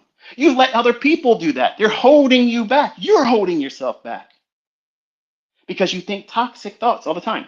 When I was going through agoraphobia in 2001, 2002, 2003, It was all based on the 9/11 attack. Like I was terrified. I had people that were not just me. I don't think I would have had this happen to me if I didn't have a wife and kid.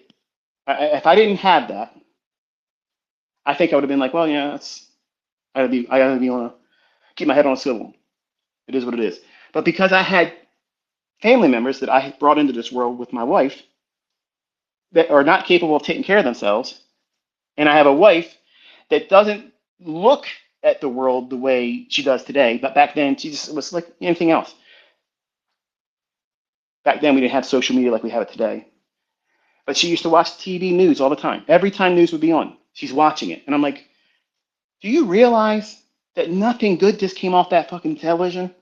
And you want to constantly come back to it? And then you start doing 10 o'clock news. Because 6 o'clock and 5 o'clock news wasn't enough. Now we got to get 10 o'clock because we got to prep you for the 11 o'clock news. And it's always bad, toxic shit. So I was always listening to, in the background, the terror threat's been raised from yellow to orange. That's what they used to do back then. They constantly were priming us to live in fear, and it worked on me.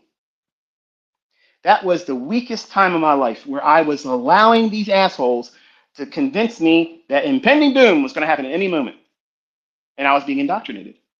I was being brainwashed, like most people back then.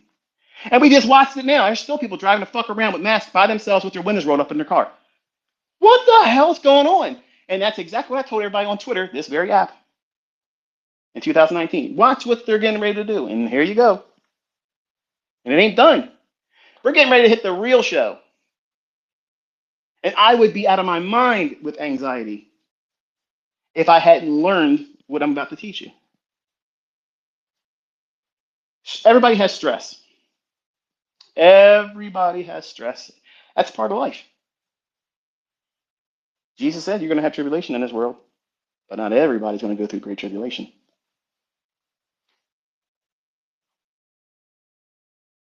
What happens if you have a bad day in the market? What happens if you have a bad day at your job, or you have a falling out in your relationship and you have a trading account open with real money or a funded account or a fund account challenge open that you can trade and see results in? What happens if you have a bad day? What's the first thing you feel like you want to do? Men, I already know what you want to do. Ladies, maybe not so much this, but men, you want to push the button and fuck around and find out. You want to replace that, I just got canned at my job. I just got made redundant and let go. I just got a final written warning that if I do this or don't live up to this output and performance, I'm going to be given my walking papers and fired, terminated. You're stressed out now, rightfully so. But chances are you probably didn't do the things I'm talking about in this Twitter space here today that could have mitigated all that by taking initiative, being responsible, owning it, and working towards progressing and being better. Because if you journal like this, you're going to find that it starts bleeding into your personal life, not just in trading. You'll find that you'll interact with people in a much more favorable and professional manner. You'll talk differently, your vocabulary will increase, and it won't be quickly reached for toxic opinions. You'll look for reasons to talk about something good and positive because you realize the effect it has on you. So therefore, wow, I know if I talk to someone and I talk about all the positives that I can see in someone and say, hey, look, I see what you're doing. And I think that you are doing an amazing thing here. And I like how you did this. Have you ever considered this? And then you've encouraged them. You acknowledged what they did was right, and you encourage them. That's what goes on in our community. I don't see that happening in other people's community. I see a competitive, I got to be better, I got to stand out. I have a few of those in my group, and they're revealing themselves. I don't need to know what sex they are. I can tell what they are, the way they talk in their posts. They're toxic males. They want to be dominating, okay? And chances are they're probably being reckless in their trading. You can read a person very easily by watching what they put on social media. You can see their frailties, you can see their strengths, you can see how they think. And how they share their opinion about other people is a direct relationship to how they view themselves because they're projecting. Are you someone like that? Are you someone that's like that? You're always critical, talking about everybody else, because you're thinking that if you do that, it eases the pain because you're not in your journal telling yourself that this is an opportunity to improve upon. These are a frailty, these are a character flaw that I have at the moment. But here's how I'm going to fix it and work towards making it better or less impactful for the negative aspects. You're being responsible with yourself. You're cultivating a proper learning environment. You're removing all toxicity. You're not inviting all of the opinions of others, even if they are loved ones, even if they are your spouse. They're not going to see it the way you see it right now. Let them discover how much a success you really are when you get there quietly. Don't talk about it. Because if you're going to talk about it, you're using energy that could have been used to study. That's time that could have been used for studying and journaling. If it's good enough for you to say it before you live it, before you have it in your hands, if you're going to say it out loud, because you hear this people talking about, I'm going to manifest it. I'm going to speak it into existence. You're not God. Only one can do that. But you can self-talk and encourage yourself. But in trading, you do not do that in social circles. You don't do that. Don't do that. You channel that stuff right into your journal. And when you have a bad day, you have a toxic day, that's a day you don't trade. But that's not what you want to hear. ICT, I don't give a shit what you say. I need to feel good. You ever see the movie Monster Ball? Halle Berry, Billy Bob Thornton. There's a scene in there where she's lit and she's trying to basically be intimate because she just needs to feel good. And that's exactly what she says in the script. Come on, I want to feel good. I want to. She's crying. I want to feel good. That's exactly what all of you are doing inside. And you're hoping that trading, making money is going to fill that. I can tell you, it doesn't. It doesn't. Every successful, consistently profitable trader, if they're absolutely 100% honest, that's not where their sense of fulfillment comes from.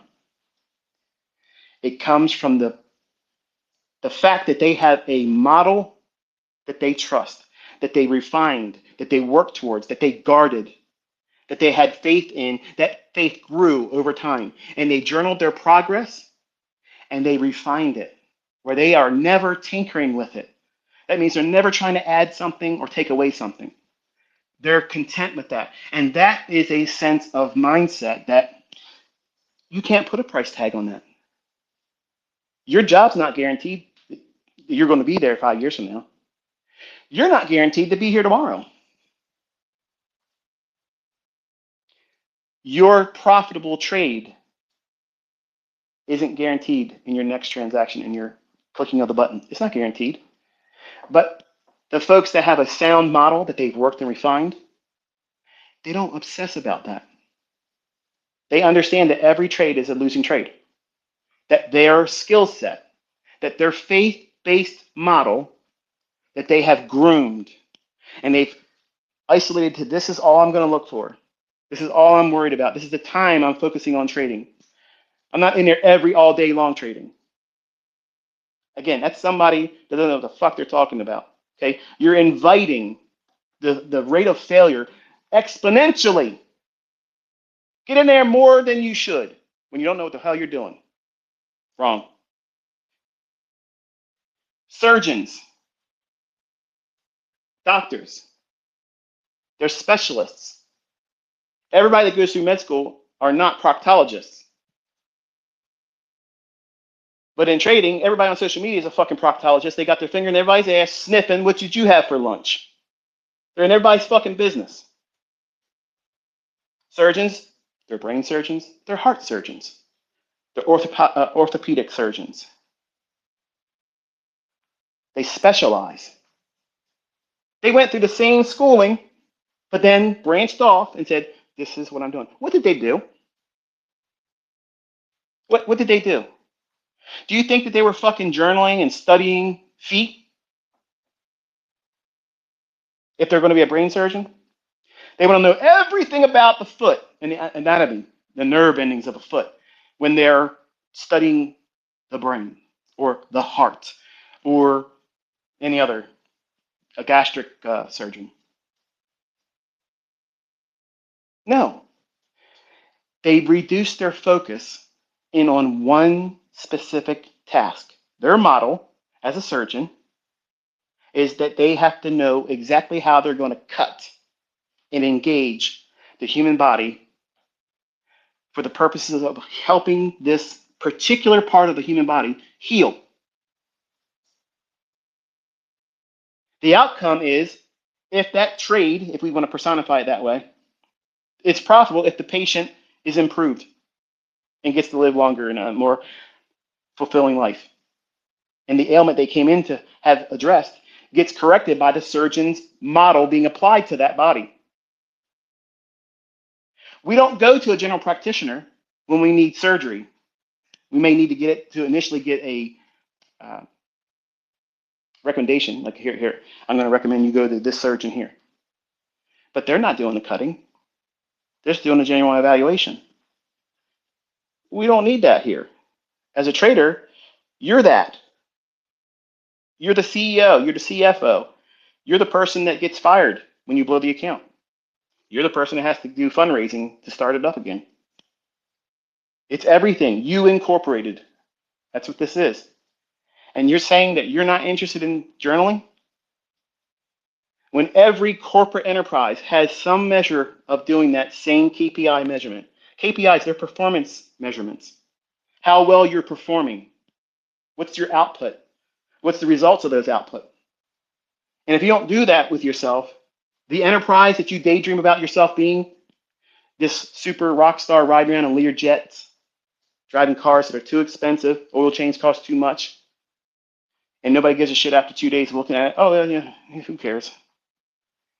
You're expecting people to love you because you have something that they can't afford. How long do you think that lasts? It doesn't last long. Then there's animosity. So you're inviting the opposite. You're inviting it. You're inviting all the wrong things versus you don't ever wear your wealth on your sleeve. You're content with how you live a simple life. If anybody looks at me on the outside, they would never know that I live an affluent lifestyle. They would never know it. I don't want people, especially today, I don't want to be out in public wearing a $45,000 watch anymore. I don't want to do that. Get busted upside the head. I can't look at every minute around my surroundings. Someone's going to ask me a question. I'm going to do something. I'm going to reach for a door, and I'm going to get busted in the head, and the $40,000 watch is now theirs. But you see these 20-year-olds out there, and they're doing all this flashy stuff. And things are getting hard. And what are they doing? They're inviting the mindset that says, you know what? I can't get what you have doing what you do. And then that pisses me off. So I'm going to find out where you are and take something off of you. You don't realize that, young man, but that's exactly what you're doing. In this world today, that's exactly what you're asking for. Driving around in cars, asking to get this shit lifted off of you. Because you want to look good.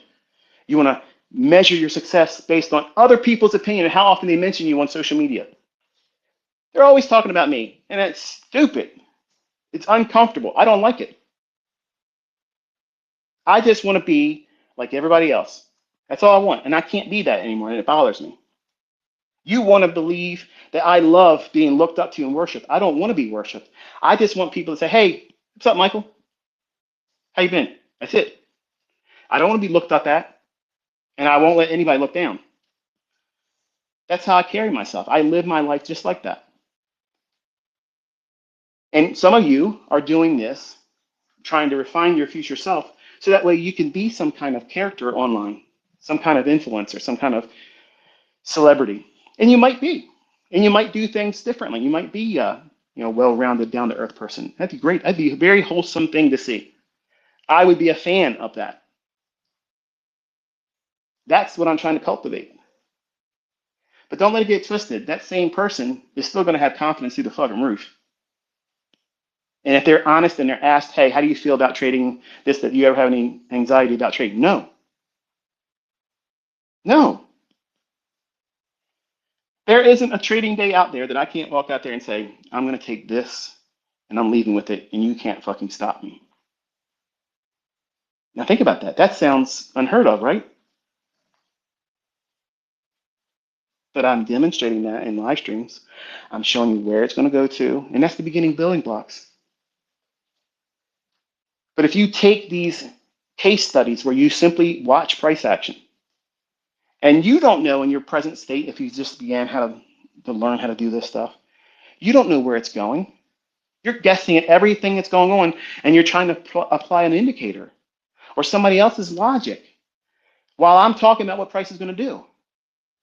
And what I'm telling you it's doing it. And you're not retaining anything except for, I didn't get anything from this. When I see comments and I leave a post on my community post on my YouTube channel, I'll say, what did you learn in this live stream? I usually got about 3 or 4 people that say nothing. And I block them. I'll never see their comments again because that's a fucking idiot. Okay. If you ever left that, I want you to know I'm calling you an idiot. You're a fucking idiot because I'm laying down things that if you're paying attention, they repeat every day. So to me, you're a joke. Anybody that says that they're not getting anything from it simply is an idiot. Or you're just a hateful piece of shit that has all of this attention placed on what I'm teaching in our community, and it's overshadowing you. And you're just trying to poke and be vindictive. And it's sad. You don't need to do that stuff. You're not going to change me. You're not going to stop other people from wanting to learn this. The cat's out of the bag. It's a phenomenon now. It's global. And all I want to do is ask your permission collectively as a community is just let me step down like a CEO. I don't want to be the face. I just want to just, hey, look, I'm thankful that Michael released this stuff, but stop trying to make me a celebrity all the time. I don't want that. I do want to see who comes up out of all this, and I want to see them, whether it be male or female, to do it better than I did. That means don't have all these chest ups to other people. I do it for fun. I did it for marketing initially because it was all upside for me. I simply wanted to go out there and draw a crowd. So I knew either one, I would be entertained by it, or the social experiment that I started on Baby Pips was going to produce something. And while I do have students that are profitable, I don't have an ICT 2.0.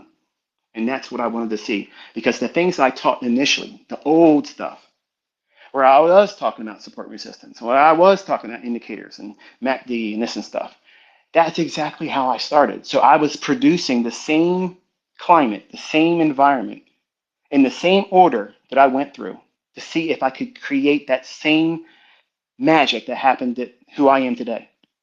And it was unfortunate that I was hoping it was going to happen, but nothing happened like that. I have profitable students. I have wildly profitable students, but I don't have an ICT 2.0.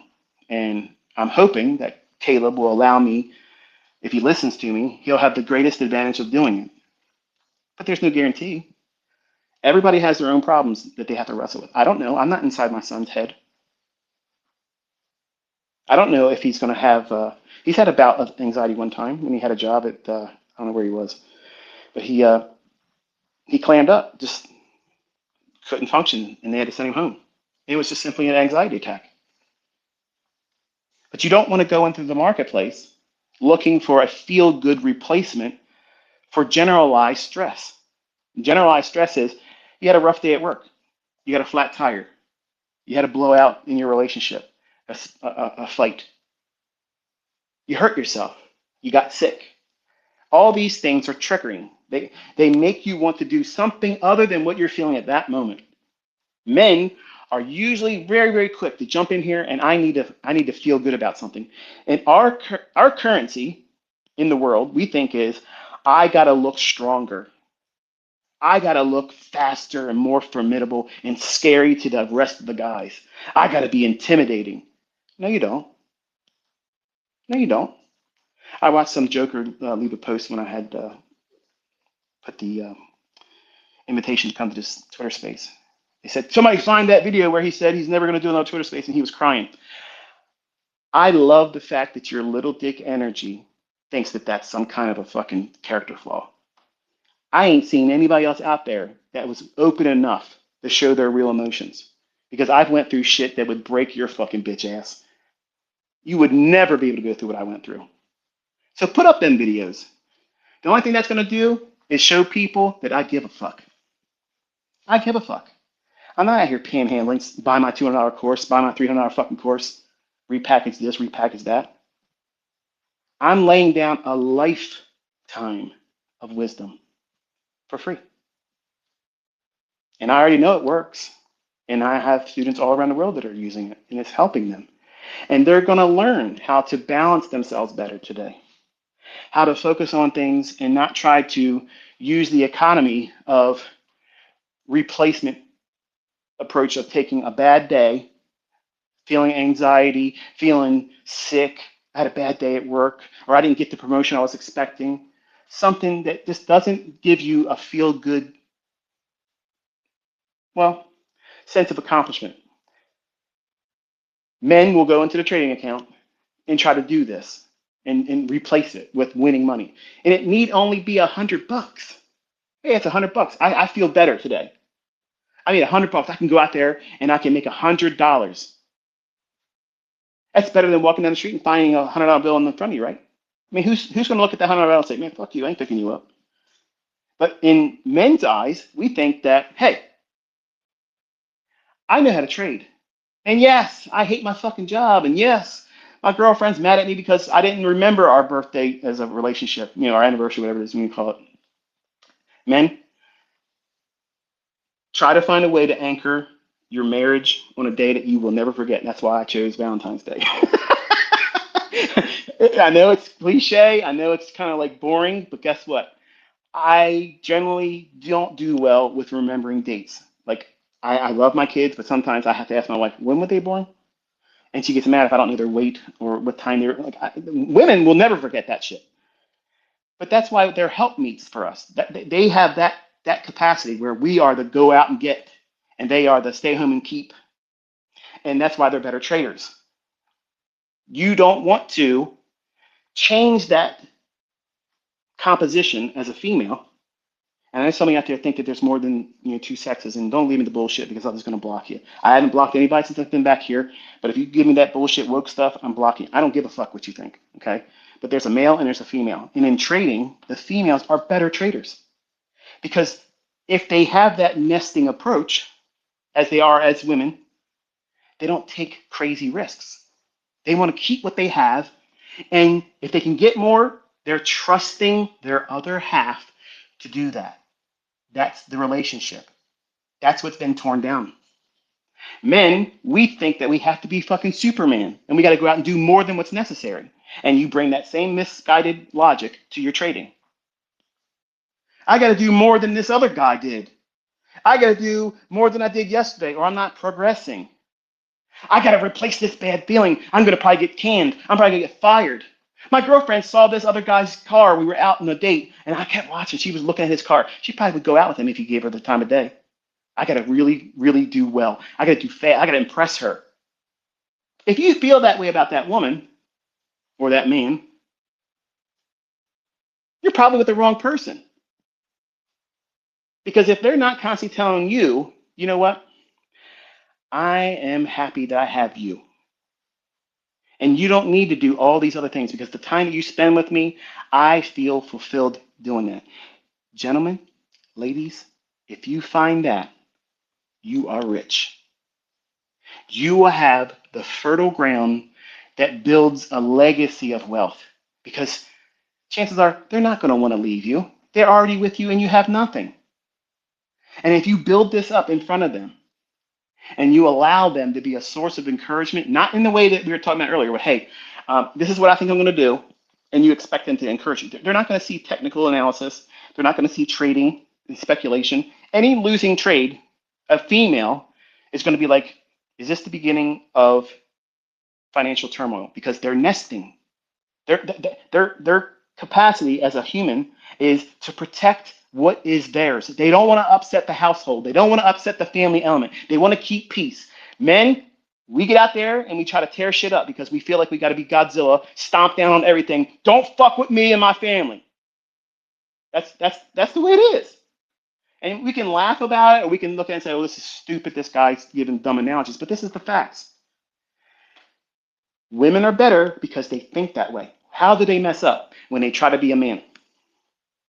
When they try to do things like a man. Go out there and do more than necessary. Compete. Be competitive. I want to do better than this so and so. And there's some toxic females on social media. You'd think they had a penis, bigger sack than most men, walking around talking bullshit. More foul mouth than I am sometimes. They're compensating. They're compensating. And some of them, if I could be honest and you give me the liberty to be able to say so, some of them are actually very attractive. And you would think, why would you even act the way you're acting? Like, you're literally a beautiful person on the outside, but you're ugly as fuck in the inside, and you're producing that from the things you speak and how you behave. So all these things are outside influences that are going to cause you to derail yourself, but you won't recognize them unless you journal them. When you place a microscope over every decision you're making and every thought that you have,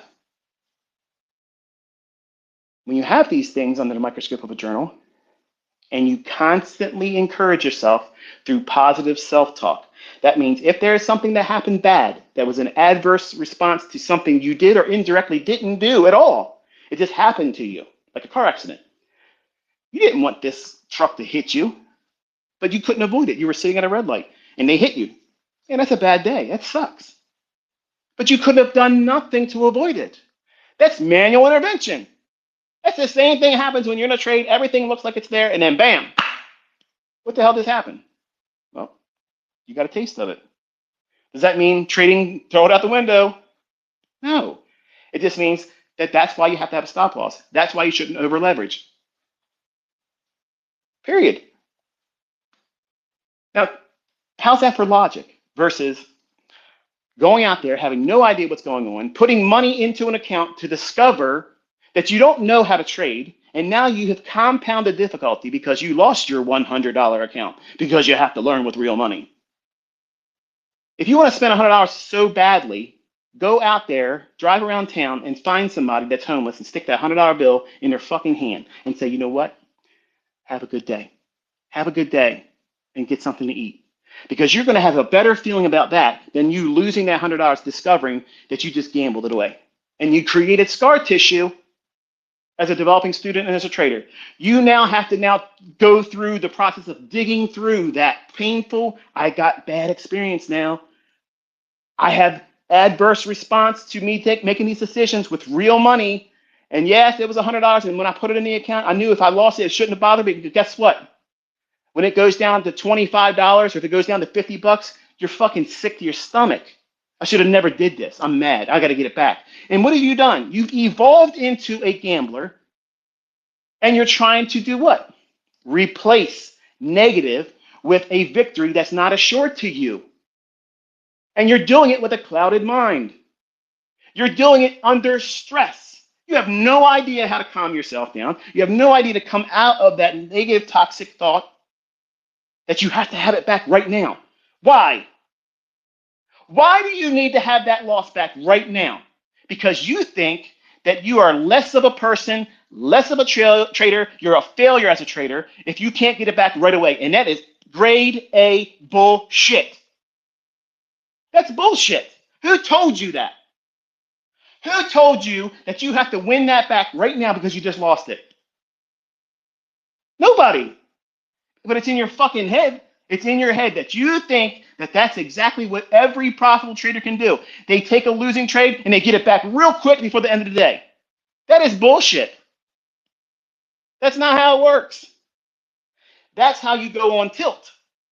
That's how you blow your accounts. That's how every time I blow an account, that's exactly how it happened. I got to fix this. I feel less of a man. I feel less of a trader. I don't feel profitable. I don't feel capable. I'm not going to be successful unless I can do this. Get it right back the same day. I got to do this or I can't be successful. This will define my ability to be successful or not. If I can't get that loss back right now, I can't be successful. That's exactly what you're lying to yourself with. You're lying to yourself with that. And you believe the bullshit. You're believing it. And that is causing scar tissue. You have no idea how much harder you're making it when you place these types of constraints on yourself. You're placing much more workload on your back than is necessary to be a trader. You have no reason to think that way. Zero. But it feels right when you're doing it, and it's the wrong perspective.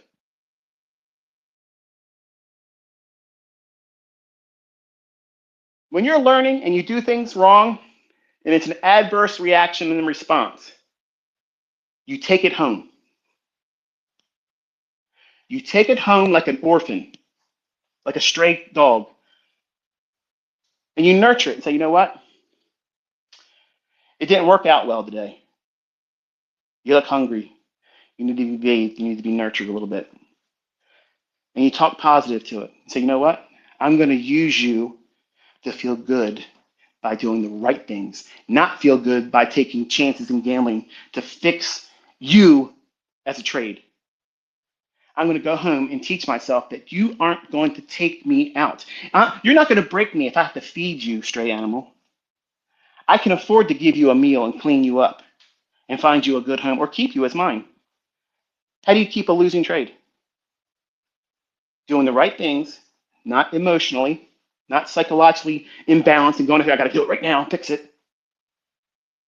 You come out of that drawdown with less risk that you did when you took the loss. What does that do? Number one, it prevents the likelihood of you having this toxic mindset about going in and fixing it right away. What do you think it feels like when you do it by risking less money and you get that loss back? It feels real good. Because now, with half the effort, half the risk, you can recover and mitigate that loss. How about that? But what happens if you take another losing trade because maybe you're still scared and it's hurt your feelings and hurt your pride, your ego is bruised? You have to hurry up and fix it because someone's going to ask you about your results. Or worst case scenario, you're making your results public. You have now compounded the difficulty of trading to unbelievable levels. A lot of people can't trade under that kind of pressure. It will prevent you from finding success because you're afraid of the outcome for the purposes of having other people's opinion placed on you. And a lot of you want that in the beginning. That's dumb. That's stupid. But what happens if you go into trying to mitigate that loss with half the risk that you put on, half the leverage? In other words, say you had a one mini S&P or NASDAQ contract on, and you took a $200 loss. Okay, $200 is $200, but it's not life ending, right? What happens if you went down into micro lots? Say you did a series of trades using micros, 2 or 3 of them, instead of using one mini. So you're trading with anywhere between $2 to $6 per handle movement versus $20 per handle movement in the mini contract. But you take that $200 loss back using the smallest amount of leverage. Why would you not want to give yourself that historical record that you can do that? Now that flies in the face of everybody else's perspective. Dude, I'm not trading micro lots. Dude, I'm here trying to make money. Okay, are you still working? Well, don't ask me about that right now. I got time. I just started trading 6 years ago. It falls on its face, doesn't it? You want to learn how to make money? Trade with the least amount of money. The smallest leverage. You're going to see that. I'm going to be pushing the button in the micro contract chart this week. Teaching my son, do this, do this, do this. Some of you dumb fucks are going to sit there and say, oh, look at this. This trade didn't go here. Look, he sucks. That's not what this is about. This is for you to desensitize yourself. Getting out there, because if you're fearful of taking a trade, if you're fearful of missing the real fair value gap or the real order block or the real whatever, this is what you're supposed to be doing when you're not watching my live streams or watching my videos. What are you doing with your demo account? What are you doing watching price action? These are the things that you're trying to do. They're little laboratory experiments that gives you baseline data. That means this is what my first soiree, this is my first attempt in doing this, not knowing much about anything. I'm going to do this exercise and I'm going to do it every single day. And in the results of each individual day and across the week, how many transactions did you do? What were the net results of it? How many times did you see a stop out? How many times did you see it go to target? How many times did it fail but move halfway to the target? These are all KPIs. These are all things that are going to help you build an enterprise mindset about your trading. It's not just simply, I got money to put down and let's pull the slot machine arm and see what happens. And then get on social media and parade like a dickhead. Like, look how smart I am. Dude, I'm fucking a predator. I'm a caveman. Look at me. Come at me, bro.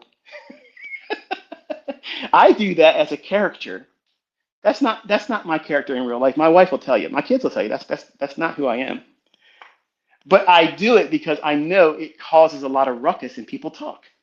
And that's free advertisement because if they're going to talk, it's people's going to come here. And then you probably found your way to this Twitter space because someone said something about me and it probably wasn't a positive thing. It's probably something, listen to this guy, he's fucking crazy. He's bipolar, he's going to swing all over the place.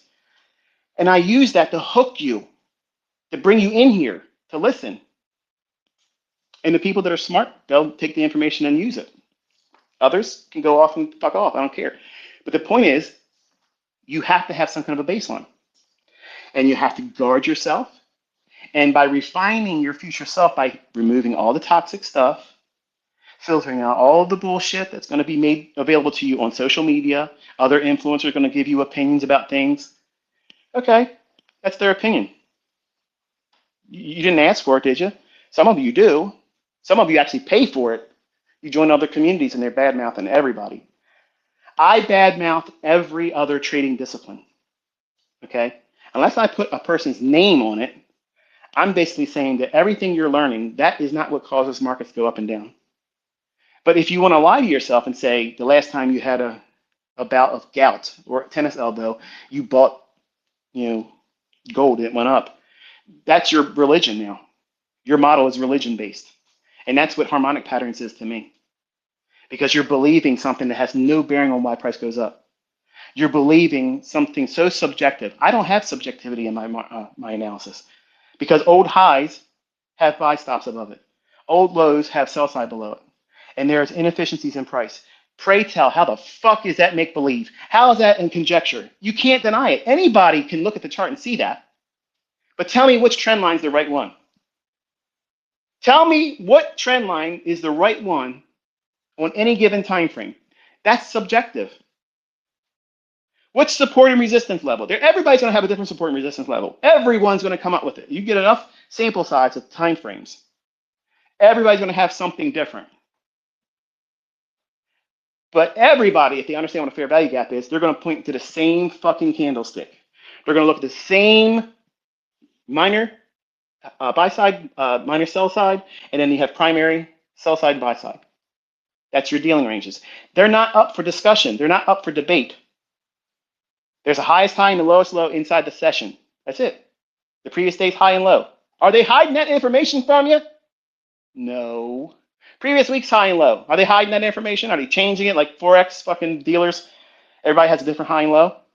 Everybody has a different settlement price. Speaking of settlement price, do you see where NASDAQ closed on Friday? At the low of that buy side imbalance, sell side inefficiency that we were studying. You think that's fucking random? You think that that's just going to happen because sellers said, oh, we're not going to go any lower than that. Buyer said, I don't want to buy anymore. So then sellers balanced out and stopped it right at the low of the buy side imbalance, sell side inefficiency that we were looking at on the live stream. And they said there's no algorithm. Come on, man. You got to wake up. The whole world's ran on algorithms now. Everything you watch on social media is getting piped to you based on what you have watched before. They're learning you. They're studying you like a candlestick, motherfucker. They got you pegged. They know where your high and low is, and they know how to run your stops. They know how to get you excited. They know how to make you spend money. They know how to blow your account. That's your bank account. Oh, I was just thinking about that, fill in the blank. Because your little device you're listening to me in right now, it's listening to you. And every time you talk about something, I'm in the car walking, or not walking, driving. I never take my cell phone with me anywhere unless my wife's shopping. And then I'm usually on social media blasting it. I'm trying to zone out because she's asking me questions. What do you think about this? And you think I look good in this? And how about these? Which one you like better? I said, fuck. Any question you ask me like that, I'm not going to give you the right answer. So if you like them both, just fucking buy them both. And then I'm done. I'm completely exempt. I can't be looked at like, oh, you asshole. You should like this one more. Why'd you ask me? If you like it more, why does it matter if I like it more? But that's a woman thing. And a guy thing is, keep me the fuck out of that. But to be a supporting, nurturing husband, I go along as the wallet with legs. Okay, so I handed a credit card, and I'm basically distracting myself with social media. Chances are, if I'm going 100 mile an hour on social media, I'm probably in a climate where my wife is spending money, and I don't want to be there paying attention to that because I'm trying to avoid her. Because if she sees me in my phone, chances are she's not going to ask me the question. She's like, okay, I ain't going to ask him. He's doing his thing. He's being ICT. He's ICT doing ICT things. Bro, we don't care about your wife. We don't care about all this stuff. Tell us how to make money. I am. I am. I'm telling you how to have the right mindset.